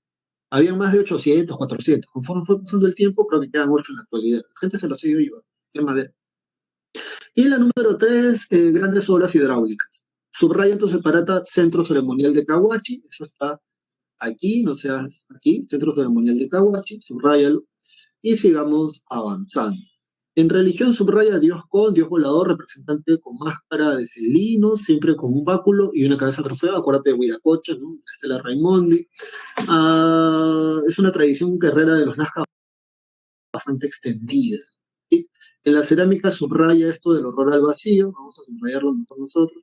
A ver. Subraya eso, el horror al vacío, que requiere más de 16 tonos. Ya, un dato que la pre-pregunta. Acuérdate, la cerámica Nazca se hace en unidades domésticas. Eso de hecho está en tu separata, yo solo te lo estoy diciendo porque vale la pena recordarlo. Hay gente que tiene memoria auditiva. La cerámica Nazca se hace en casas, en tu casa, en un lugar como tu hogar, como el mío, así. En cambio, la cerámica mochica se hace en talleres especialistas por artesanos que trabajan para el Estado. Bueno, no te olvides, esa cosa pregunta.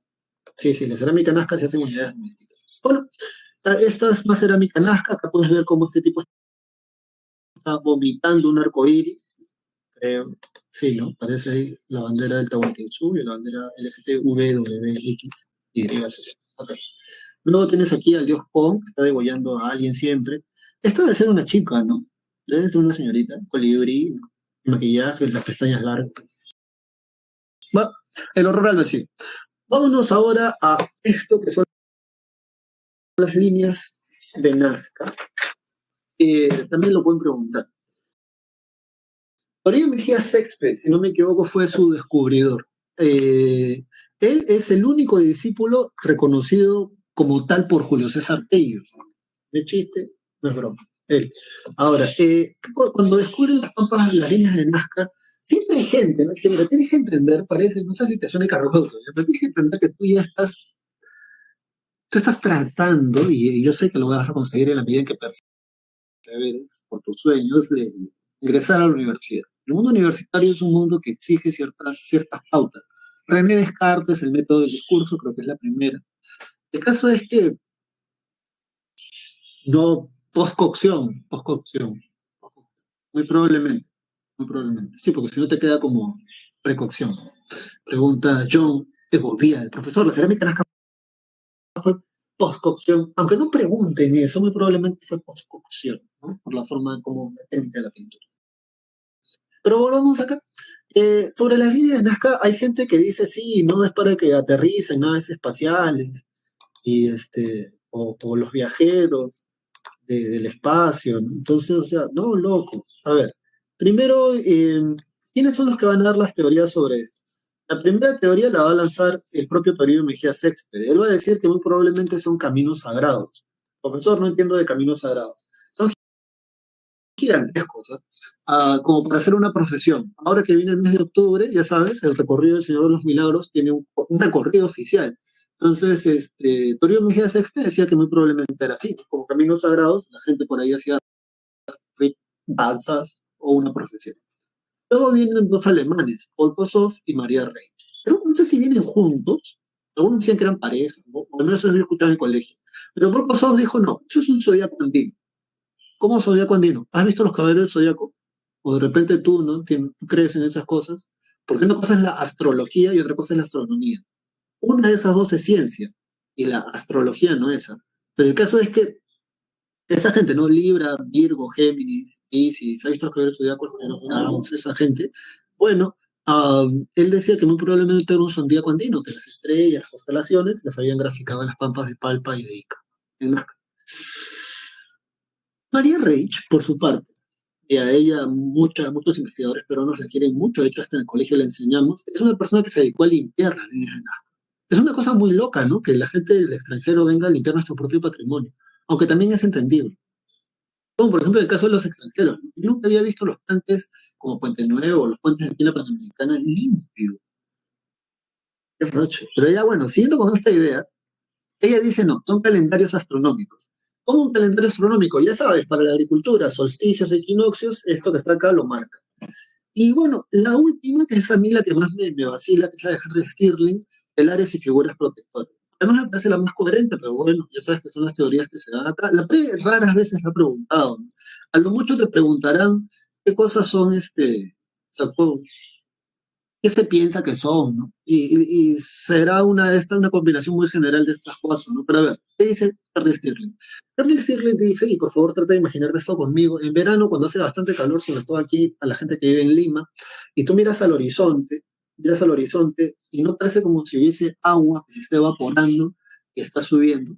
Bueno, Henry Stirling dice, muy probablemente estos eh, ven el mismo fenómeno en esa zona desértica, donde, como dice Serapal, el agua es vida, y entonces, cuando ellos quieren acercarse hasta esa agua, no pueden, el agua se aleja. Obviamente tú y yo sabemos que es un espejismo.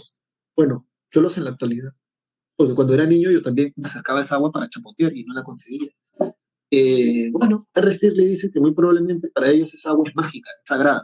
Como esa agua es mágica y es sagrada, entonces hay que tratar de aprovecharla de alguna manera. Y comienzan a dibujar los animales que ven en su entorno. El colibrí, el pajarito, bueno, algunos dicen que no es un colibrí, es otro tipo de pájaro, el monito, etcétera, ¿no? Y van a unir a estos seres que ven en su vida cotidiana con telares, como con hilos. Recuerda que los Nazca son herederos de la tradición Paracas Necrópolis, tiene que ver con hilos. Entonces, no son pistas de aterrizaje, diría, no es sino más bien es como una especie de gigantesco manto. Entonces, cuando ellos suben al cerro, a la montaña que está por este lado, o sea, si quisiéramos, ¿no? Aquí hay como una especie de montaña, eh, tú vas a poder ver el mismo fenómeno, ¿no? Esta agua mágica, pero ahora atrapada en esta gigantesca red de las cuales en las cuales están las imágenes que representan a estos seres vivos y así van a poder protegerse estos seres vivos con esta agua mágica y protectora. Telares y figuras protectoras. No creo que la Play llegue a este nivel para preguntarte.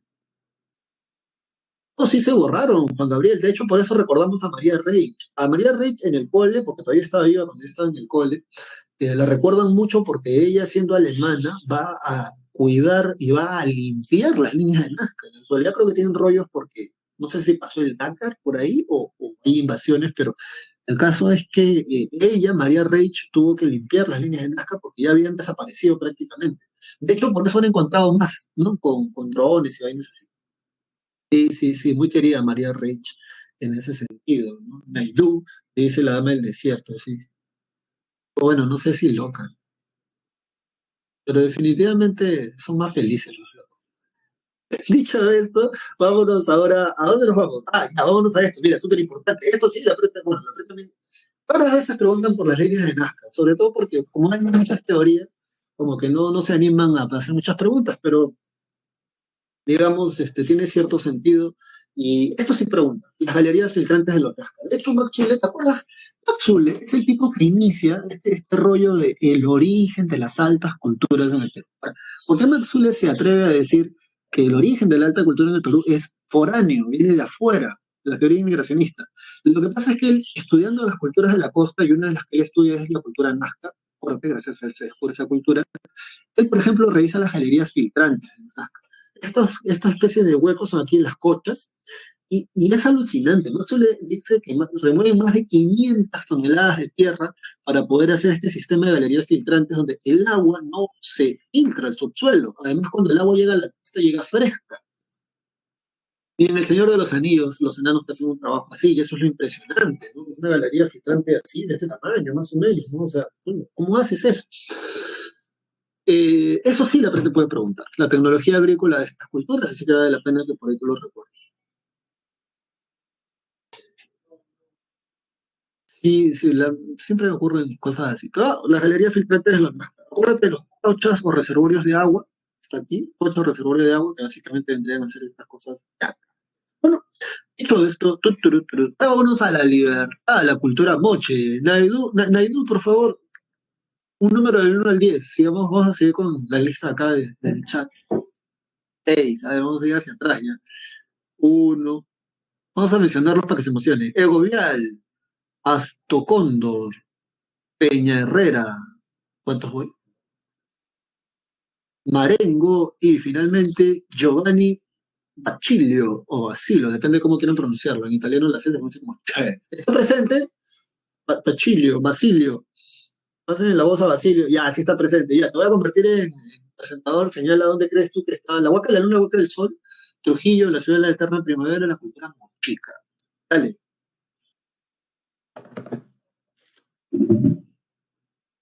Muy bien, gracias. Sí, esa gente está presente. Muchas gracias por interactuar en este espacio.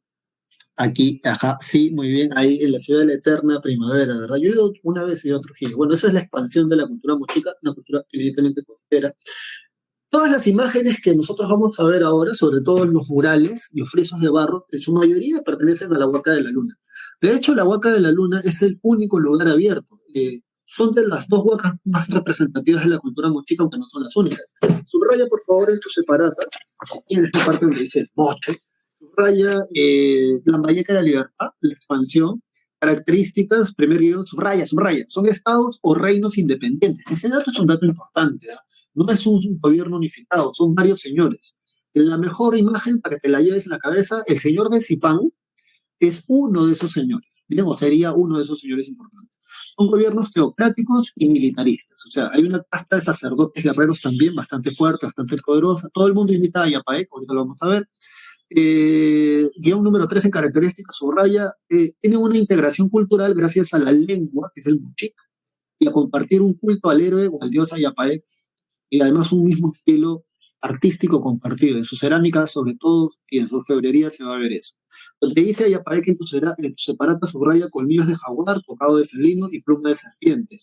Eh, una divinidad importante. Profesor, no sé dónde está eso. A ver, vamos a ver. Eso está por aquí.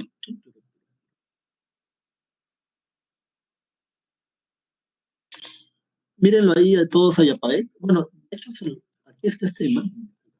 Este vendría a ser Ayapaek. Algunos arqueólogos dicen que si tú lo miras de perfil, entonces ese es un corte y lo miras de perfil, tienes la cara del lanzón monolítico. Este es Ayapaek. Un dato curioso de la iconografía mochica es que para la actualidad se considera, escúchame, documental, realista y naturalista. ¿Por qué? Porque lo que el alfarero o el artesano ve, eso es lo que él grafica. Lo que tú, bueno, o sea, a mí cuando uno lo escucha así, a mí no me sorprende, porque si tú miras acá, tienes a Yapaek, que es este mismo tipo que está acá. Pero ¿has visto de qué son sus látigos? O sea, ni Kratos en God of War, ¿no? ¿Has jugado Kratos? God of War, el tipo tiene cadenas, ¿no? No, acá este Yapaek es más malandro, y tiene serpientes. Pero le tiene serpientes. ¿Te imaginas caerte a latigazos? No, loco, te caes a serpientazos. Entonces, ese es Ayapaek, ¿bien? Luego, ¿qué más tenemos? Vámonos a la página siguiente, entonces, parata. En la parte de economía, subraya, los recursos marinos, comillas, ¿no? Los recursos marinos están combinados con una agricultura avanzada y técnicas de irrigación. Sí, ya eso es. En arquitectura, vámonos un poco más hacia abajo. Tu, turu, tu, tu. Subraya, por favor, en arquitectura, centros urbanos ceremoniales, uso de adobes marcados. Eso sí, subrayalo porque sí, sí, sí, eso se me han preguntado alguna vez. La gente alrededor de estos templos tributaba con adobes. Cada pueblo o cada grupo familiar marcaba los adobes para que lleve la contabilidad de cuánto se estaba pagando como tributo, como impuesto. Los sitios más representativos, la Huaca del Sol y la Huaca de la Luna, recuerda que las imágenes que hemos visto, por ejemplo, de esta, y no, esto no es, esto lo tengo acá. Esta es una reconstrucción, por ejemplo, de la Huaca de la Luna. Ahora vamos a ponerlo acá así. Ah, a, a full color, como puedes ver. A veces uno pierde un poco la noción de las cosas, porque cuando uno mira las cosas históricas, uno las ve como están en la actualidad, pero hay que entender que eso no, esto tuvo un apogeo, tuvo una época de vida útil. En la Boca de la Luna van a encontrar para esta zona de aquí más de 30 sacrificios, salvajemente degollados, desde acá. Esta es la Boca de la Luna. Luego, ¿qué más tenemos? A ver. Bueno, estos son los frisos de barro, ¿eh? Los frisos de barro que se encuentran en la Huaca de la Luna, esto que tú puedes ver aquí a colores, acá lo vas a ver así. Todo esto pertenece a la Huaca de la Luna, la Huaca del Sol todavía está tapada. Y este es Ayapaé, o el dios degollador, también le decían antes. Esta se le conoce como la rebelión de los artefactos. ¿Te acuerdas que te decía que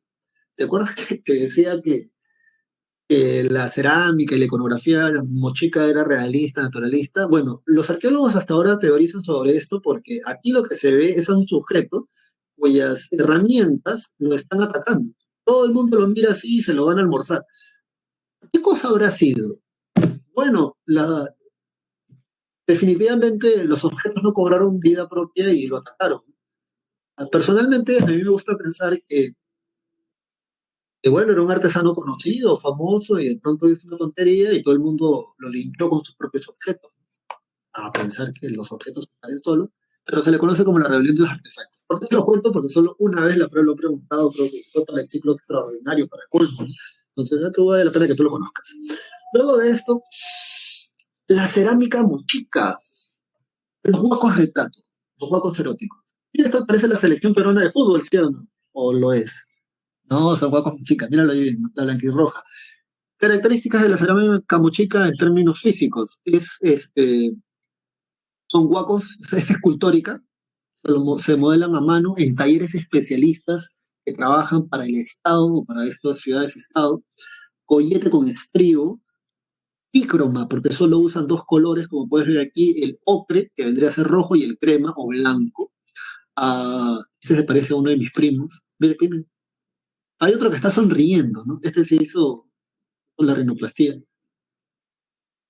Así como lo ve, Tello hizo su tesis en medicina. Tello es graduado por la Universidad de San Marcos en medicina, licenciado en medicina humana.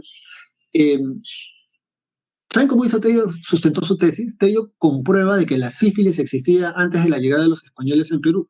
Y uno de los argumentos que Tello usa para comprobar esto van a ser los huacos mochicas. ¿Por qué? Porque son tan realistas, ese Tello, que se ven los síntomas de la sífilis reflejada en los huacos, en los rostros de los huacos. Y así Tello consigue su título de medicina. Pero le vaciló tanto la arqueología que finalmente la dejó y se dedicó a eso. Bueno, lo que tenemos aquí sigue siendo la iconografía. ¿Ves? Este cuchillo ceremonial para los sacrificios. Esto es los huacos eróticos mochita. Están vinculados definitivamente a un tipo de ritual relacionado a la fertilidad o a la época de sequía. Es cosas lo que yo te puedo decir, porque tú ya eres un estudiante y no, para que no vayas por ahí alucinando por la vida, que del 100% de los huacos mochica, solo el 3% son huacos eróticos. Vas a encontrar de todo, ¿eh? Dúos, tríos, solitarios, con animales, o sea, de todo. Pero lo interesante es que solo el 3% de todos los huacos, de toda la cerámica mochica, son huacos eróticos. No lo digo yo, en realidad lo puedes buscar, lo puedes confirmar, solo que a veces la gente le presta mucha atención a eso. Voy a hablar más de estas cosas sin que sean tabú. Bueno, Y luego tenemos al señor de Zipán. El señor de Zipán es todo un personaje. Es el único gobernante antiguo del Perú prehispánico cuya tumba la hemos encontrado intacta. De hecho, aquí tienes toda la gente con la que se le enterró. Dos guerreros, un niño, un perro peruano, a una esposa, tres guerreros, perdón, y aquí está este tipo. ¿Tú te imaginas a este hombre caminando por la Huaca del Sol o de la Luna, en la ciudad de la eterna primavera, donde hace un solcito bien rico? Este tipo es un caballero del zodiaco dorado. ¿Tú te lo imaginas brillando a este hombre? Cuando él habla, de su boca sale luz, um, porque son seres con poderes divinos, se supone, ¿no? Para la gente que lo gobierna, para que la gente que él gobierna, son personas que tienen poder, tienen algo de divino. Tendrías que imaginártelo este tipo después a las 12, 1, 3 de la tarde, ¿no? Por favor, así andaba por la calle, sí, así andaba por la calle, el tipo todo aparicente, ¿no? El hombre se mueve y brilla, ¿no? Brillan sus orejas, brilla su boca, brilla su cabeza, brilla su pecho, brilla todo. Luego, estos son los objetos que se van a encontrar. Los mochicas de orfebrería también van a destacar mucho. Esto que tú ves aquí es un arete, y sin ánimos de nada, pero si tú miras esta parte de acá es una nariguera, que es lo mismo que él tiene en su ajuar, pero es un trabajo tan bien hecho que tú la nariguera del arete la puedes mover y se mueve literalmente. Aquí tienes a los dos guerreros, estas son piedras semipreciosas. La técnica de esto es el repujado, que básicamente es hacer esculturas a martillazos con metal. Tienes aquí un collar de maní, de plata, de oro, plata, cobre, acá no hay bronce, el bronce se va a lograr en el periodo siguiente. Este es el cuchillo ceremonial, las divinidades, con la orfebrería, muy chévere. Y luego tenemos a la señora de Cao. Por cierto, el señor de Zipán lo va a descubrir Walter Alba en 1987. Y a la señora de Cao, que antes era dama, antes se le conocía como dama. En el 2006 van a descubrir en la expedición de Rébulo Franco a la dama de Cao. ¿Por qué pasó de ser dama a señora? Lo que pasa es que cuando la pasaron al tomógrafo, en el tomógrafo descubrieron que tenía un bebé dentro de la barriga. Y también, mira, la chica es una divinidad, morada de pies a cabeza. Tiene tatuajes o tenía tatuajes en las pantorrillas y en las muñecas de serpientes y arañas vinculadas con los ciclos del agua en el norte. Y los arqueólogos no creían que pudiese existir una sacerdotisa.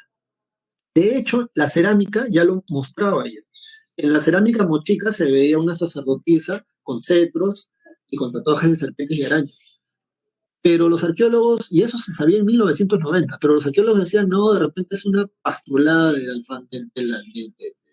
alfarero que se alucinaba con una mujer sacerdotisa, pero no, en realidad sí existía cuando se encontró la tumba de la señora, ahora es señora de campo.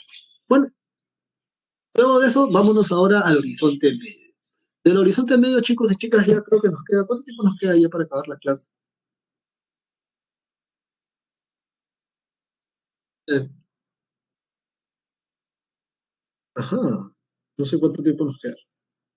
14 minutos, ya, entonces vamos a aprovecharnos para hablar estos 14 minutos del horizonte medio.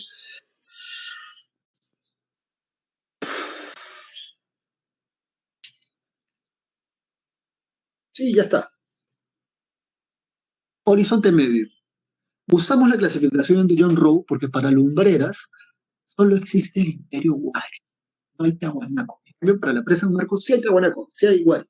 Características generales. Número uno, se difunden dos tradiciones culturales si seguimos la regla del estilo cerámico, y es cierto, hay dos estilos cerámicos que se diferencian para la cultura Tiahuanaco igual. Número dos, construcciones de enormes complejos urbanos. Sí, sí, sí.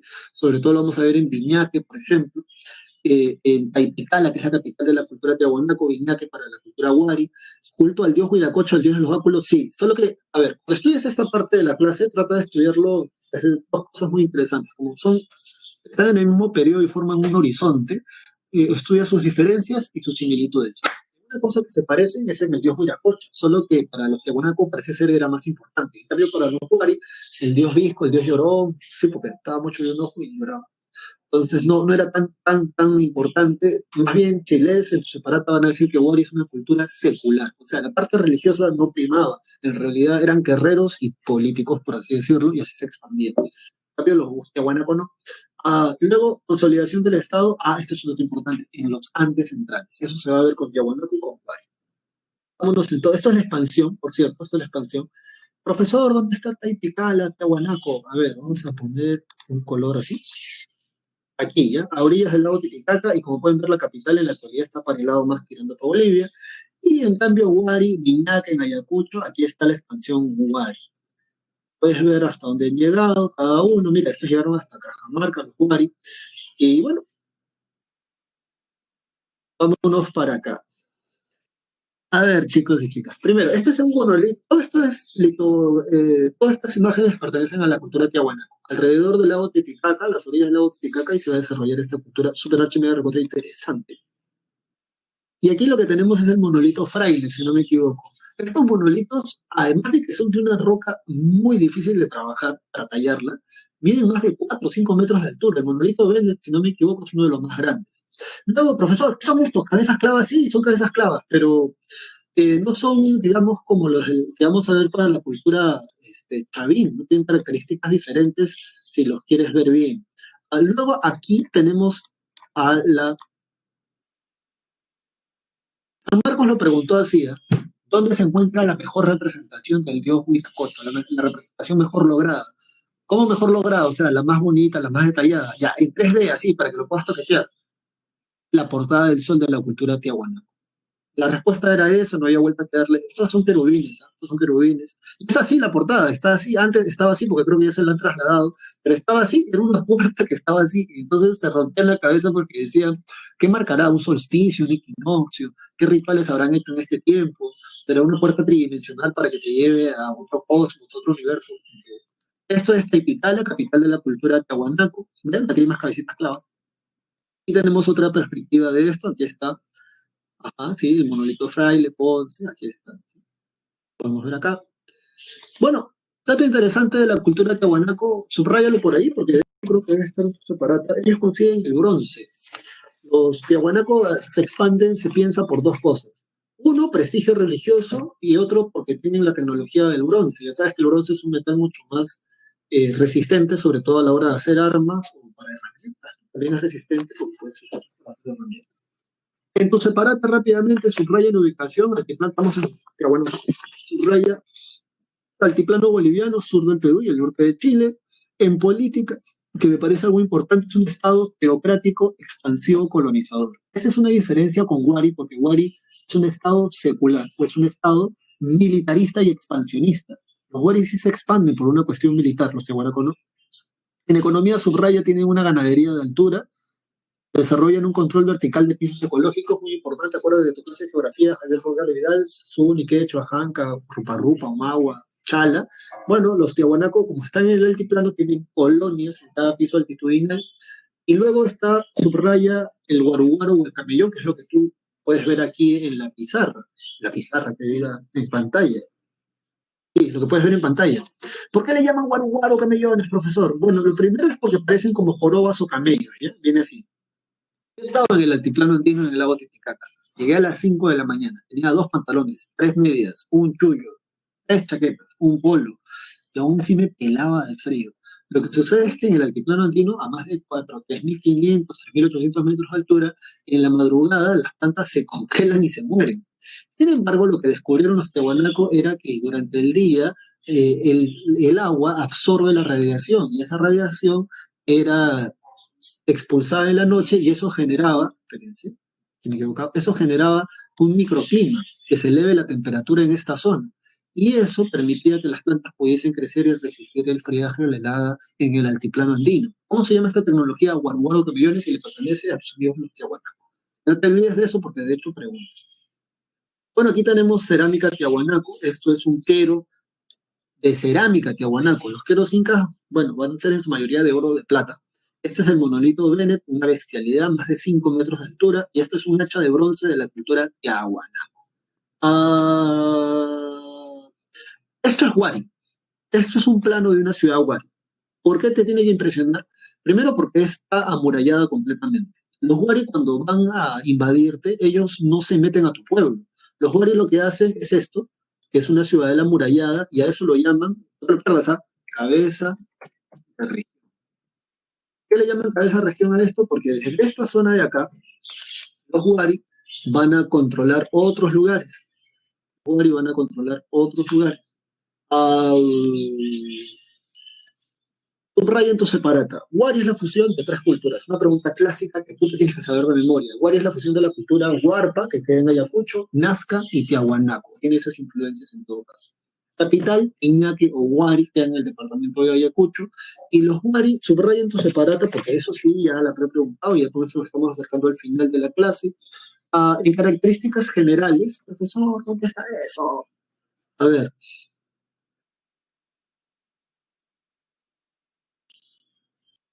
la señorita me dio pregunta si habla de pisos ecológicos por primera vez con esa cultura.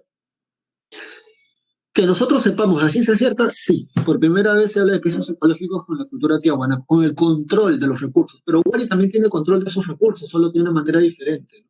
Ellos hacen cabezas de región y a partir de ahí gobiernan una serie de pueblos.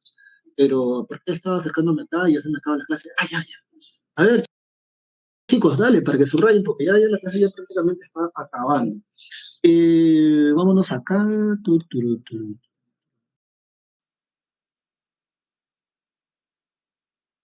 ¿Dónde está? Pero en la portada del sol, ya eso ustedes lo leen, sí, aquí está la portada del sol, monolito fraile, se ve. ¿Dónde está? Acá está. Cronología en economía. ¿Dónde está? Un estado circular. El estado circular humano. Características generales, ya ahí sí, subraya, por favor. Son tres tradiciones culturales. Ay, tú tienes que leer todo esto, ¿no? Ya sabes que aprieto para preguntar. Tres tradiciones culturales, Huarpa, Tiahuanaco, Nazca.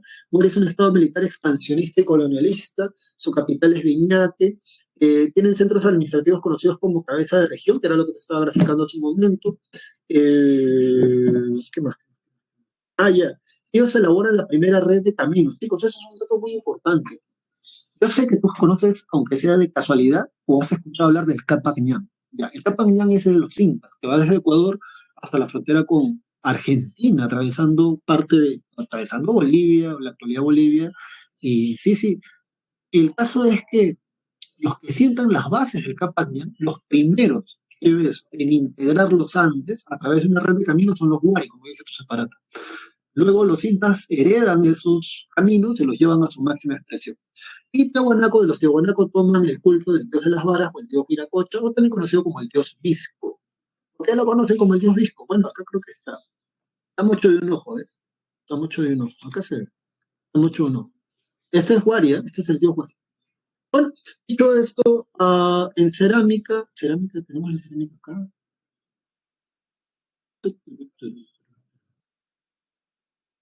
Waria es un estado secular, profesor. ¿Cómo secular? O sea, no se rigen por una clase sacerdotal, sino más bien son guerreros o son políticos, como uno lo entendería en la actualidad, pero no se rigen por una clase sacerdotal. Y bueno, aquí están los estilos cerámicos. El estilo pacheco se caracteriza por eso, ¿ah? Tiene una especie de llamita, una llama, y mientras que el estilo Robles Moco es como una urna. Y bueno, ya vamos a ir acabando. Esto es un gorrito Wari, un gorro que le pertenece a la élite Wari. Y en el urbanismo Wari destaca su alto grado de planificación urbana con sus centros administrativos. ¿Por qué es destacable esto? Cuando los españoles llegan y ven ciudades como Viñaque, por ejemplo, le preguntan a los incas, ¿quiénes han hecho eso? Y es gracias a los incas que nosotros sabemos que ellos se llaman Wari, porque los incas dicen, eso lo hicieron los Wari. Y entonces los españoles, ¿por qué se sorprenden? Porque una ciudad planificada con calles rectas, pisos de dos, o sea, edificios de dos pisos, plazas rectangulares, ciudad amurallada, eso es una ciudad europea, decían los españoles. Y yo no sé si por fregar o por coincidencia, los incas les decían, y también eran barbudos como ustedes, les dicen, ¿no? Entonces, algunos empiezan a alucinar pensando que aquí habrían llegado misioneros cristianos, enviados, eh, o que habían llegado europeos, empiezan a alucinar así. ¿Cómo reconoces que esta urna es Wari? Por la carita que está acá, ¿ya? Por la cara que está ahí, ¿sí? Y esto es ya el estilo Pacheco, como les venía diciendo. Luego que más tenemos, esto es indumentaria de la élite Wari. Y esto sí me parecía importante que por ahí lo puedan revisar. Es la primera vez, de hecho, que lo ponen, ¿no? Es una cronología de, o sea, cuándo aparecen estas culturas comparada con historia universal. Es la única imagen que he tomado del PPT que me manda la pre, porque la pre manda un PPT para hacer esto. Pero bueno, no sé, alguna pregunta aquí, porque yo ya mando la encuesta y ya nos vamos, ya el doctor Luis Miguel ya me está diciendo, profesor, ya está, ya estamos para hacer, sí, sí. No, todo está bien entonces, todo claro. Solamente por ahí les pongo un video si hay tiempo para poner ese video. Chicos, conmigo será entonces hasta la próxima oportunidad. Meteré un screenshot ahí a esto, o ya después tú ves la grabación. Vale la pena que lo veas, ¿no? Puede ser por ahí alguien se le ocurra preguntar. No creo, pero por si acaso. Y Egovial dice, profesor, las claves, ¿cuáles son las claves? No, no lo borré, no puede ser. A ver, vamos a ver. Acabo de borrar un PPT. Qué desgracia.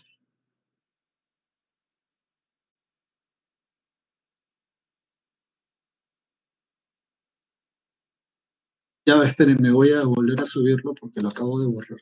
Para darle las claves, porque si no, no. Ah, no, no, acá están las claves, a ver. No, no están las claves. Turun, turun, turun. A ver.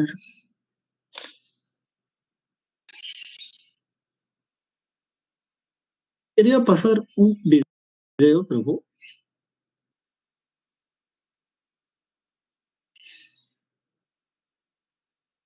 ya ahí está. El gobierno pedía las claves, vamos a darle las claves, porque si no, vamos a la fija. El examen todavía es entre 2 semanas. Ya, pero ya les he estado dando ya. Es que le preguntan siempre cosas así, de la separata, en todo caso, siempre, todo, lo más minucioso, hasta las lecturas. Hay profesores que les gusta agarrar cosas de las lecturas. A ver, vamos a ver. Se me consume el tiempo. Ya, la número uno, la letra D, subraya ahí, la letra D de dioses. La número dos es la letra A de Alondra.